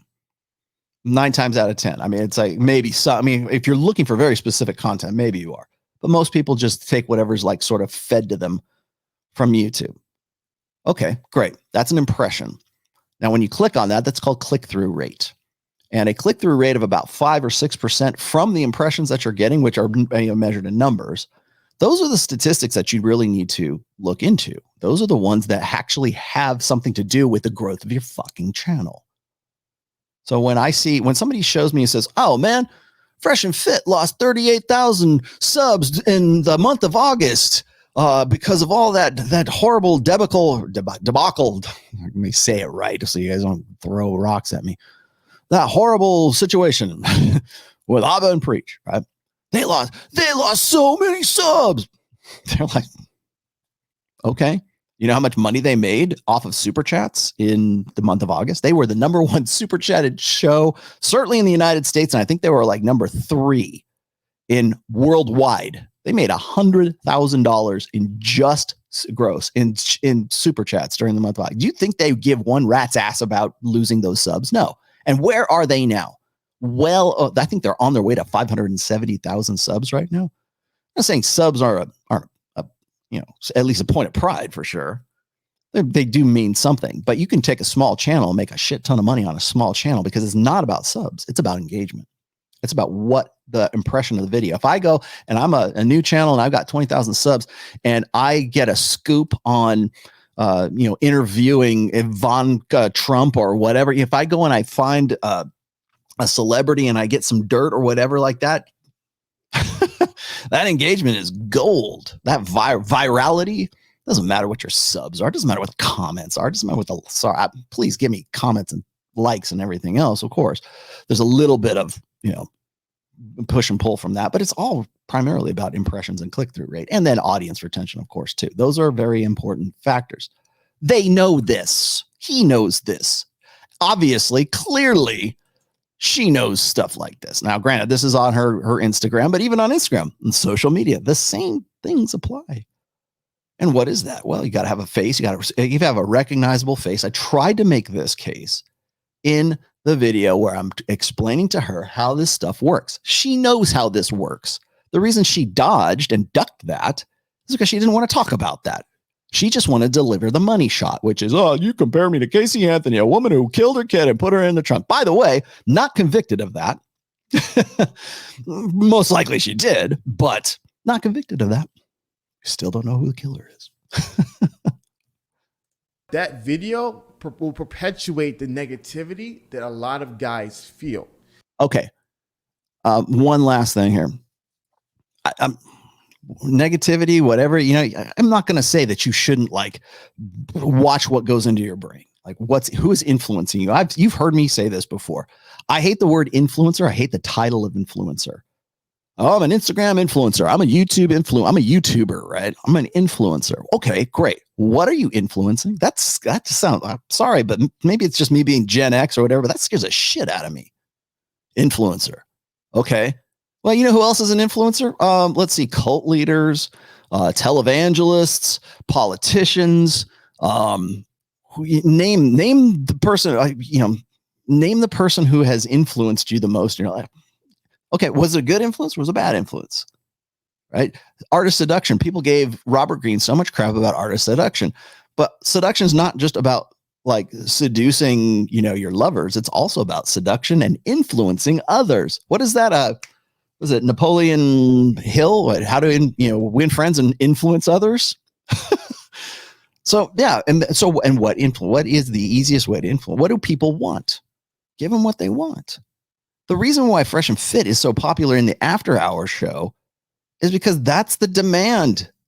It's not like they created it. It's not like they're marketeering. That market already existed. They just happen to be the first ones to tap it. Now everybody's going, oh, wait, we need an ethical Fresh and Fit. Get the fuck out of here. You want to know why Maury Povich is popular? That's why. They want bread and circuses. I tried to make that point in the interview with Mikhaila Peterson. You're never going to, that's not going to be a clip that she drops on December 29th with the rest of the video. It was like when I said, DJ Academics was doing Fresh and Fit dirty by dropping that one quick hit video. And just recently, DJ Academics has pretty much copped to exactly that. He says, of course, I'm going to give them what they want. Of course, I'm going to put that one clip out there. Of course, I'm going to do that because that's what goes viral, man. Okay. Well, it's going viral and you're still kind of doing your friends dirty at the same time. It's the same principle. But I'm a bad man because you know why? This is the image that I led with. So I'm a very bad person. Yeah. Well, when it pisses you off, when somebody calls you out on that, yeah, then you're a bad person. But Hafeez, he knows this because he's trying to emulate that same kind of success on his own show right now. But it's going to be the kinder, gentler version of Fresh and Fit. And subsequently, it's going to fail. Because that's not what sells. There's no demand for that. There's demand for that on The View, Hafeez. Go on The View. I hear Whoopi Goldberg is going to get like canned by ABC or Disney or whatever. Maybe you can be the next, Whoopi Goldberg on The View. That's probably where you should go next. Maybe that's a good career choice. Maybe I should get a finder's fee for The View. You can replace Whoopi because that's essentially what you are right now. You're Whoopi Goldberg. You're the male version of Whoopi Goldberg.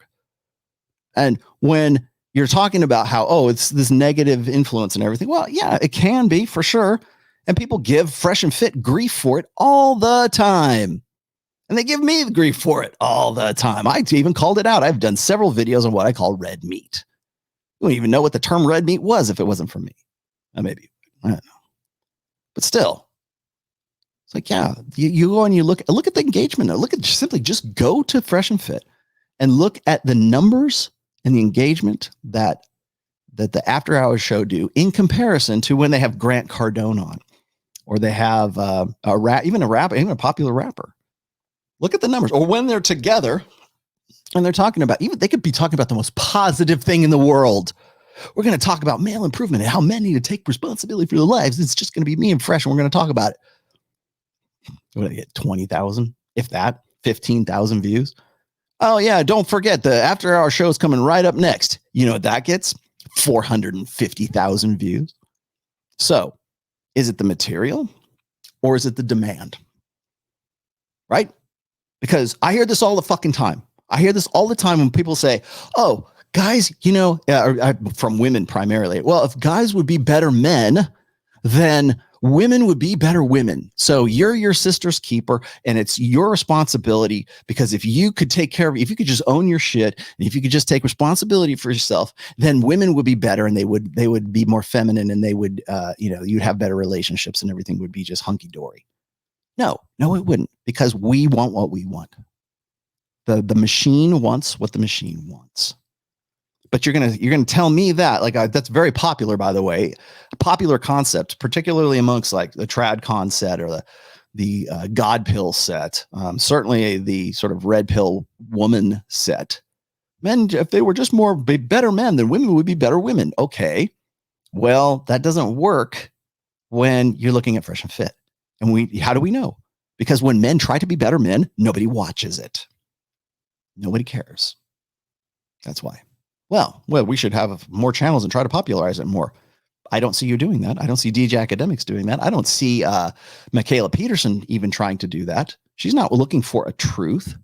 If she was, she wouldn't be dropping those viral clips that make me look like an asshat right as the video goes out. And by the way, I should say this as well, is when those clips come out, people who are doing those clips know damn well that they're going to go viral and nobody's going to watch it too. I've been going on for an hour and 43 minutes. I'm going to premiere this. You're probably in the premiere right now. And I'm going to drop this. And you know what? Thank you for watching this far, because most people click out by 23 minutes, maybe 30. If I get a 30-minute like average view time, I am just ecstatic. You probably didn't even get to this part. I hope you do. Maybe we'll get a clip out of it. Yeah. And that performs the best. Oh, that's tricky. That's really tricky. I've been trying for thumbnail optimization because my dad titles all his videos, and I was like, Dad, like, I get where you're coming from, but this isn't going to work. Like, you've got an excellent podcast here, but it should be getting 4 times as many views. The thumbnail's not optimized. The title's not optimized. Can we just do it a little bit catchier? Yeah. It's a little bit catchier. And there's this really fine line between I've just decided. Wasn't she's just saying in the beginning of my interview with her that she was not taking over Dad's media, PR? She would just, she just forced him to do. Wasn't she just denying that? I'm not, December 29th?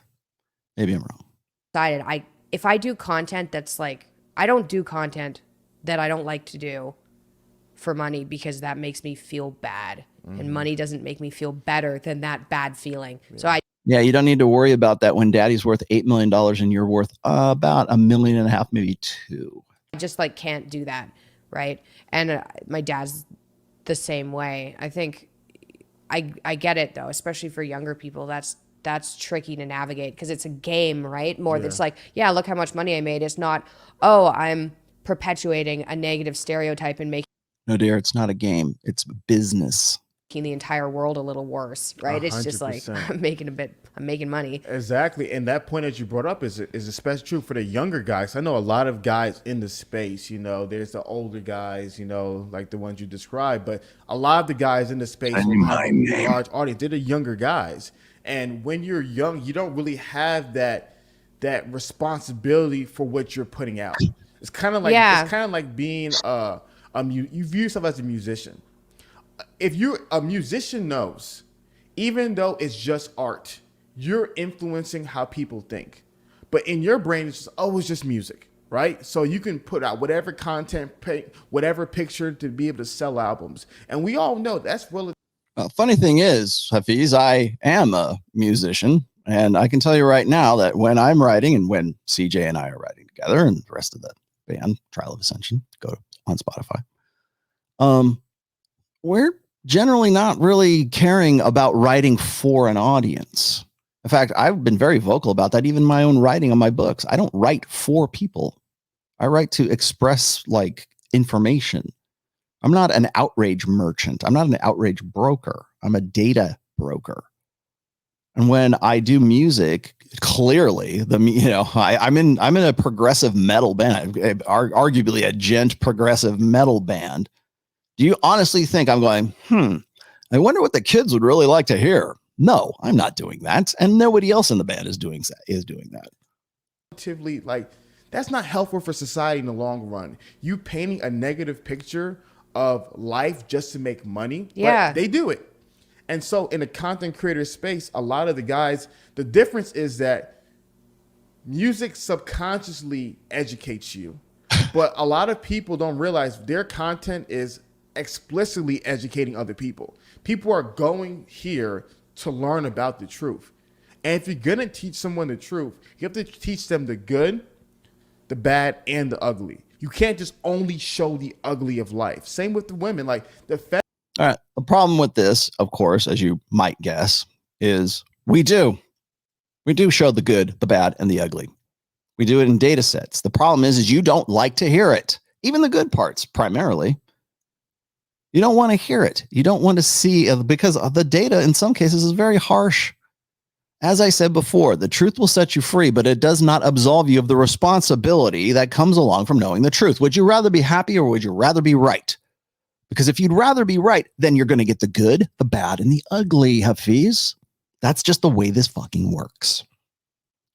So as far as like being, influencing others, I've been very vocal about that as well on Rule Zero several times. I keep saying we're teachers and we have to be very careful about who we're teaching and what we're teaching constantly. But nobody cares who you are if you're not making a loud enough noise. No one cares who you are. Nobody's going to click on your 2-hour podcast if they don't. First of all, there's nothing shocking about your thumbnail, about your material, about what they presume is in your material. When I'll tell you what's funny is I did a thumbnail and people will say, oh, this was clickbait. Yeah, you're damn right. It was clickbait because that's what gets you to click and watch what I would like you. I got to draw you into the club somehow, right? Free beer. Live nude girls. Come on in, guys. Whether there's real not live nude girls behind this door is irrelevant because really, what's behind this door? Well, it's understanding women's nature. It's it's like a classroom, right? Imagine you're walking down the red light district or wherever, and I'm going, Rollo TOMASSI's outside the club, and he's like, hey, live new girls. And then you get in the club, and it's like a classroom. Imagine that. What you'd be pretty pissed. You're like, man, where's the tits? Where's the beer? Where's the broads, man? You'd be pretty pissed off, wouldn't you? People get pissed off at me. Like I said, I did a show and I broke down a video of Jordan Peterson because it played into a larger narrative. It's sizzle and steak, as I keep saying. But I brought that up and I put TOMASSI Peterson and I put a picture of me and I put a picture of him on it. Now, what do you think I'm implying with that? Oh, that I actually have him live in studio and I'm talking to him. I've done it with other people too, but the most recent one was with him. And people got pissed. This is clickbait. I thought you were going to be talking to him. Or when I know what it was. I was doing with Tommy Lahren. I said, Lahren versus TOMASSI, round one. Ding, ding. Right. When that came out in 2020, August of 2020. People were pissed off at that, but less pissed because they really liked that video. Because why? It was red meat. It was me like exchanging punches pretty much with Tommy Lahren. Now, did I have her live in studio? No. Nobody complained about that. But when I put TOMASSI and Peterson, people are like, hey, this is clickbait. Hey, man, there's no tits behind the door. That's what they were saying, right? But you can only do that for so long before you're walking down the red light district and I'm going, hey, guys, live nude girls. And you're like, get the fuck out of here. And you go down to the next club. That's how it works.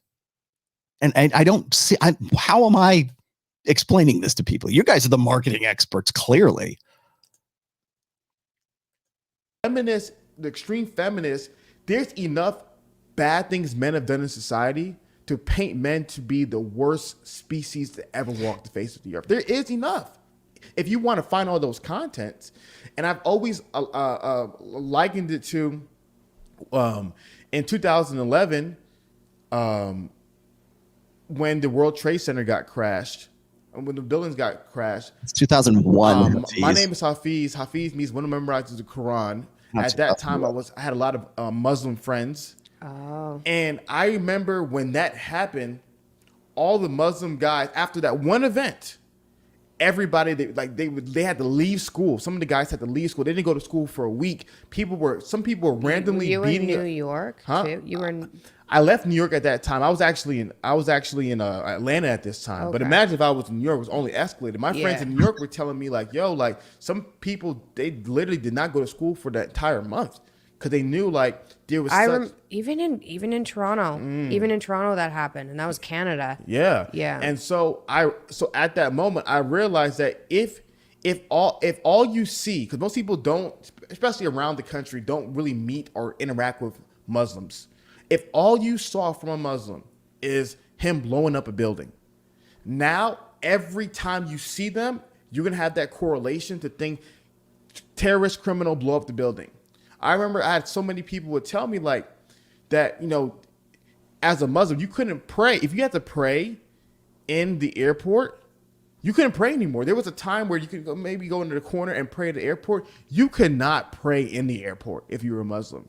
From 2001 probably to even now, like it's because people would see you, Yeah. you know, in Yeah. court praying a lock bar. You know, they're like, Yeah. yo, I'm not getting on a plane with them because of a few media videos and examples of extreme people who did bad things. So what I found is like a lot of that content online, that's what it's doing to men. It's showing them the absolute worst things that women do to people. And now that shapes their brains to now feel that negative emotion, that negative correlation whenever they interact or hear stories about women. Yeah. Again, emotion. What if what is being related is objectively true? I've had, again, and sooner or later I'm going to have to do something about Chris Williamson. He's not really, I mean, he's got, again, a high sub count, but very low engagement and very low views on his videos, which is kind of suspicious to me. But, you know, in one of his videos, he's like, oh, I don't know if I should have Rollo on because he sounds kind of mean and kind of gleeful about all this data, the same data that you're getting from all the other guys you happen to be interviewing. You just don't want to interview me because you don't like my conclusions. You don't like my, not even conclusions, just where I go with the data, the dots that I connect. So is it that those guys are getting these negative emotions and it's really like busting them up because all they ever see is, you know, negative examples of like women's duplicity and hypergamy and I have tried several times to keep saying, you know, hypergamy is not a straitjacket, and I try very hard to stay objective on both sides, right? I bust on men just as much as I bust on women. You only hear about it when I'm busting on women. Man, when I bust on guys, I hear about it from MGTOWs and black pill doomers and incel, whatever it is. If I go and I say, you know what, it's not just about looks, right? If I say, you know, face and LMS are full of shit, and here's why.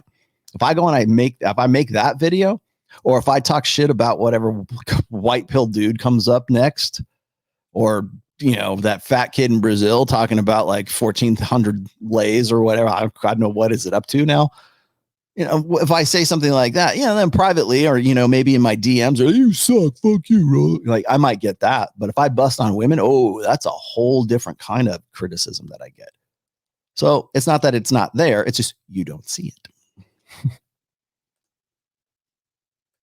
That's spot on. Yeah. I've been telling my followers, and I think this is just important for people to do, is if what you're viewing on social media is making you feel worse, then you have to stop looking at it, right?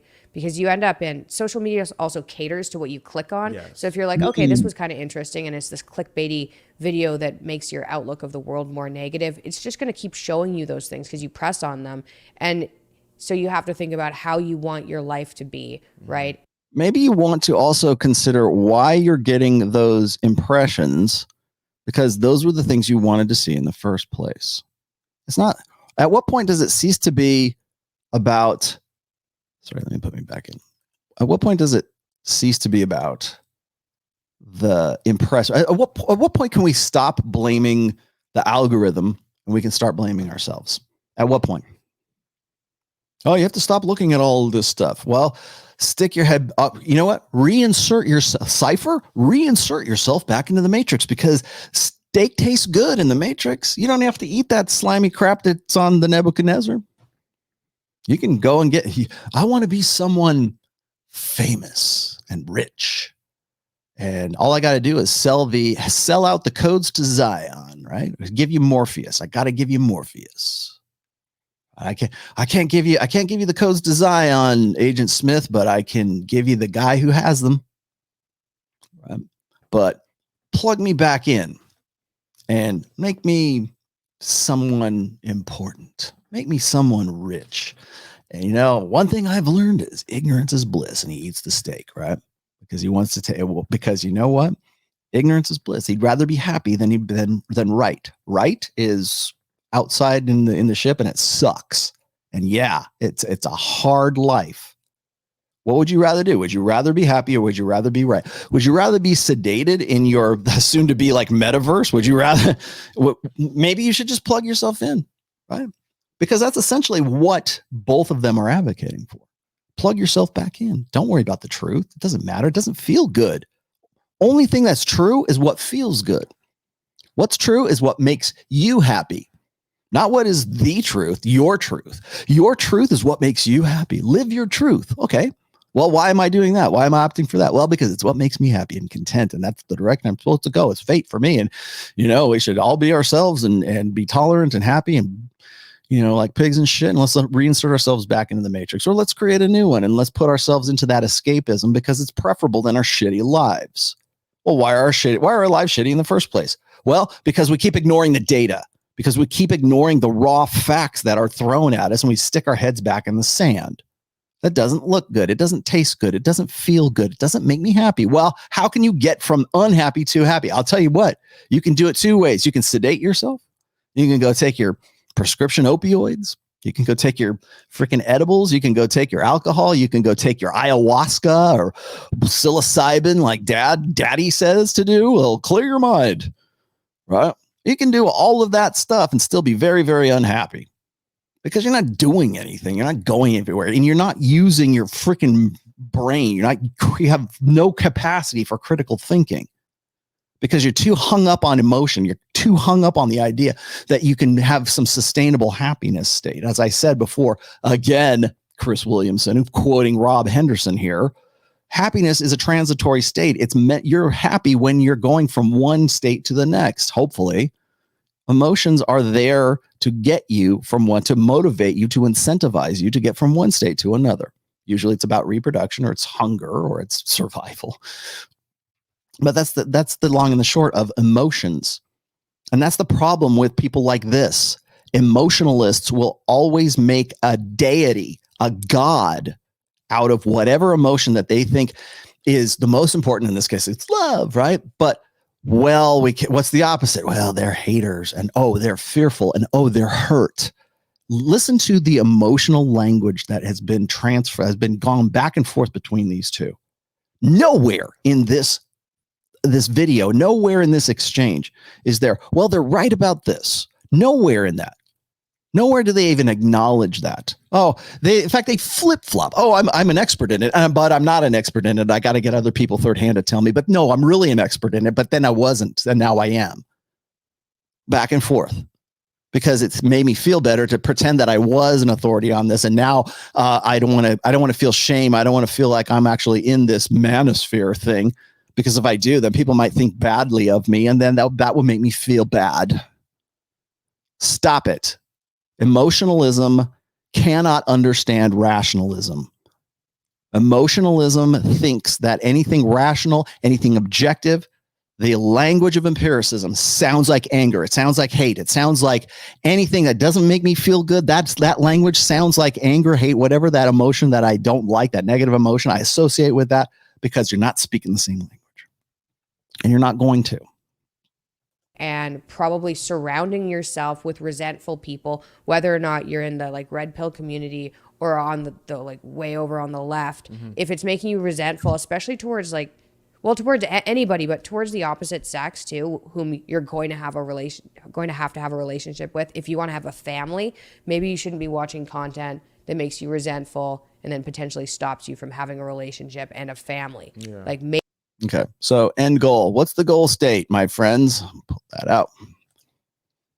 Yeah, family creation. I'm glad we're at least on the same page there. Family creation. Now, of course, what they want you to do is like say, we want to get you into an idealized relationship and we need people to get married. Even Kevin Samuels, the ultimate end of being a high value man is to have, to get married or to reunite families, right? None of that makes any difference as long as we have the marriage laws that we have right now. None of the what's the end goal? What's the grand strategy of all that? They don't even know because they don't have a grand strategy. Grand strategy for, if you know what I'm talking about, grand strategy for emotionalists is whatever feels good right now. And that's really what this whole thing was about. The manosphere makes me feel bad. Yeah, good. Comfort the afflicted and afflict the comfortable. That's what it's really for. I mean, if you think about it. Now, I'm going to leave you guys with this last little word here. I had somebody tell me in one of the comments, they said, I don't get it, Rollo. I thought the importance of the red pill was for men to improve themselves. And I'm probably going to do a full video on this at some point. Maybe we might even hit this on Rule Zero. But the gist of it was this, that the red pill is the importance. The reason why it's important is so men can be better men. And I don't necessarily disagree with that, but what I disagree with is that there is a point or a purpose to the red pill. No, that's a prescription. If you use the red pill to benefit your life and you become better, I hope you do. I mean, I keep telling you guys, I want you to show me your work. Tell me what you did with all this information. The tools that I'm giving you, show me what you built. Very important. I want that. Yes, you're right. But that's not the importance of the red pill. There is no importance to the red pill. You know what the importance of the red pill is? It is discerning truth. It is discerning factual, evidential, empirical truth. That's what it's about. And it's also, I should say, it's probably about debunking the stuff where people are trying to turn it into an ideology. They're trying to turn it into a philosophy. They're trying to turn it into a religion or a cult. You're a cult member, Rollo. You know why people call me a cult member? Because they can't think of me being in any other capacity. I don't have some messiah. I'm not trying to be I'm the messenger, right? I'm not Jesus Christ. I'm the voice in the crying in the wilderness. That's what I am. I'm Prometheus. That's what I am. I'm Prometheus. You want to mythologize Rollo TOMASSI? Think of Prometheus, because what did Prometheus do? He brought fire to the humans, right? Was he a Titan? I think brought fire to the humans, and that's really what the red pill is. It's fire, and fire isn't bad, and it's not good. It just is what it is, and you can use that fire of the red pill to heat your home and to cook your food and to, tell stories around a campfire, whatever. Or you can take that fire and you can use it to set your neighbor's house on fire, or you can set your own house on fire, or you can fuck yourself, or you can fuck other people with it, or you can use it for benefit. I'm Prometheus. I give you mankind. I give you the fire of the red pill. You want me to be Messiah? Don't make me a Messiah. I am definitely not a Messiah. Right? I'm Prometheus. That's what I'm not Morpheus. I'm Prometheus, right? I give you this knowledge, right? I give you this flame. What are you going to do with the flame? If I had an eye, man, maybe that's what I should put on my merch, like a flame. I was thinking about doing that, or else I was going to put like a point of origin symbol. Maybe I might do something like that on my future merch. But again, now you're going to, he's going to do merch and he's just in it for the Skrilla. No, I'm not. People ask for me for it, I'll give it to them.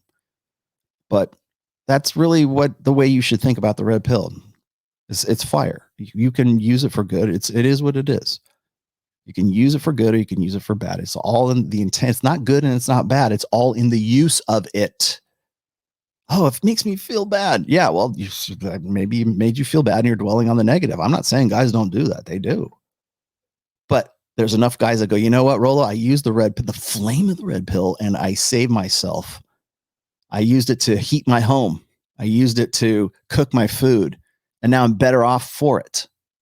There's probably far more stories about that than there are the guys who are just like setting their houses on fire with the red pill flame. The awareness, right? The knowledge, the database, the stats. But again, the language of empiricism, the language of the red pill, the language of Prometheus, the language of, reason and rationality is always going to sound like hate, like anger, like fear, like hurt. Let's see, what other emotions can I apply? It's always going to sound like that to people who are steeped in emotionalism. They literally cannot think in any other frame of reference. So that only way they can win a rational argument is by dragging whoever's trying to make that rational argument into an emotional framework. Then they can win. The red pill philosophy says this. And so since we're talking about philosophy and now I'm reframing the argument, I can win. It's bad, bad, bad. I said the same thing when I was taking on, Stardust. I was talking about how, the guys aren't ready for it. Yeah, well, ready or not, here comes the red pill. And it's not just Rollo, and it's not just these other guys, not these guys with, I tell you what's funny is like suddenly I'm a grifter, but Hafeez is not, because he's got the manhood course. I don't have a manhood course. I've never had a manhood course. I don't even put ads in my videos, as you can see. So that's where I'm going to leave this today, guys. Again, this is, people are going to take this and they're going to go, okay, well, you don't want to think about it. You just want to dismiss all this stuff. If you are of the TLDR generation, please don't do that with, at least on this occasion. Okay.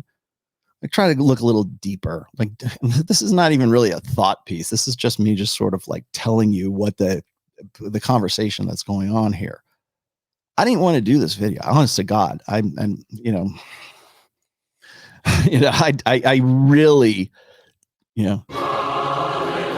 I did not want to do this video, but I had to. I feel like I had to, because it keeps coming up again and again and again.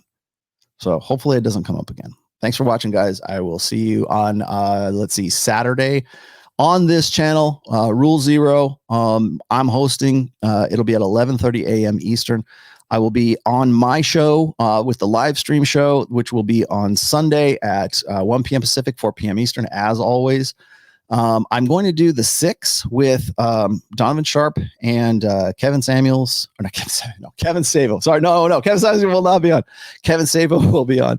Myself, Hotep Jesus, Coach EO, and one other guy I can't remember. Anyways, go to Donovan Sharp's channel and you'll see the 6. We're doing it, like, I believe it's just an hour-long show, maybe 90 minutes tops. We're doing that on Saturday nights. At least we're trying to now. I believe it's going to be 5 p.m. Eastern, 5:30 Eastern. Go look it up. He'll have it up, I'm sure. And then do not forget, Tuesday, February 8th at 9 a.m. Eastern. So that's 6 a.m. Pacific. If you happen to live on my coast here, you're gonna get up early. It's going to be a doozy. I'm going to go on with Patrick Bet-David, the PBD show, Valuetainment. Cannot wait for this one.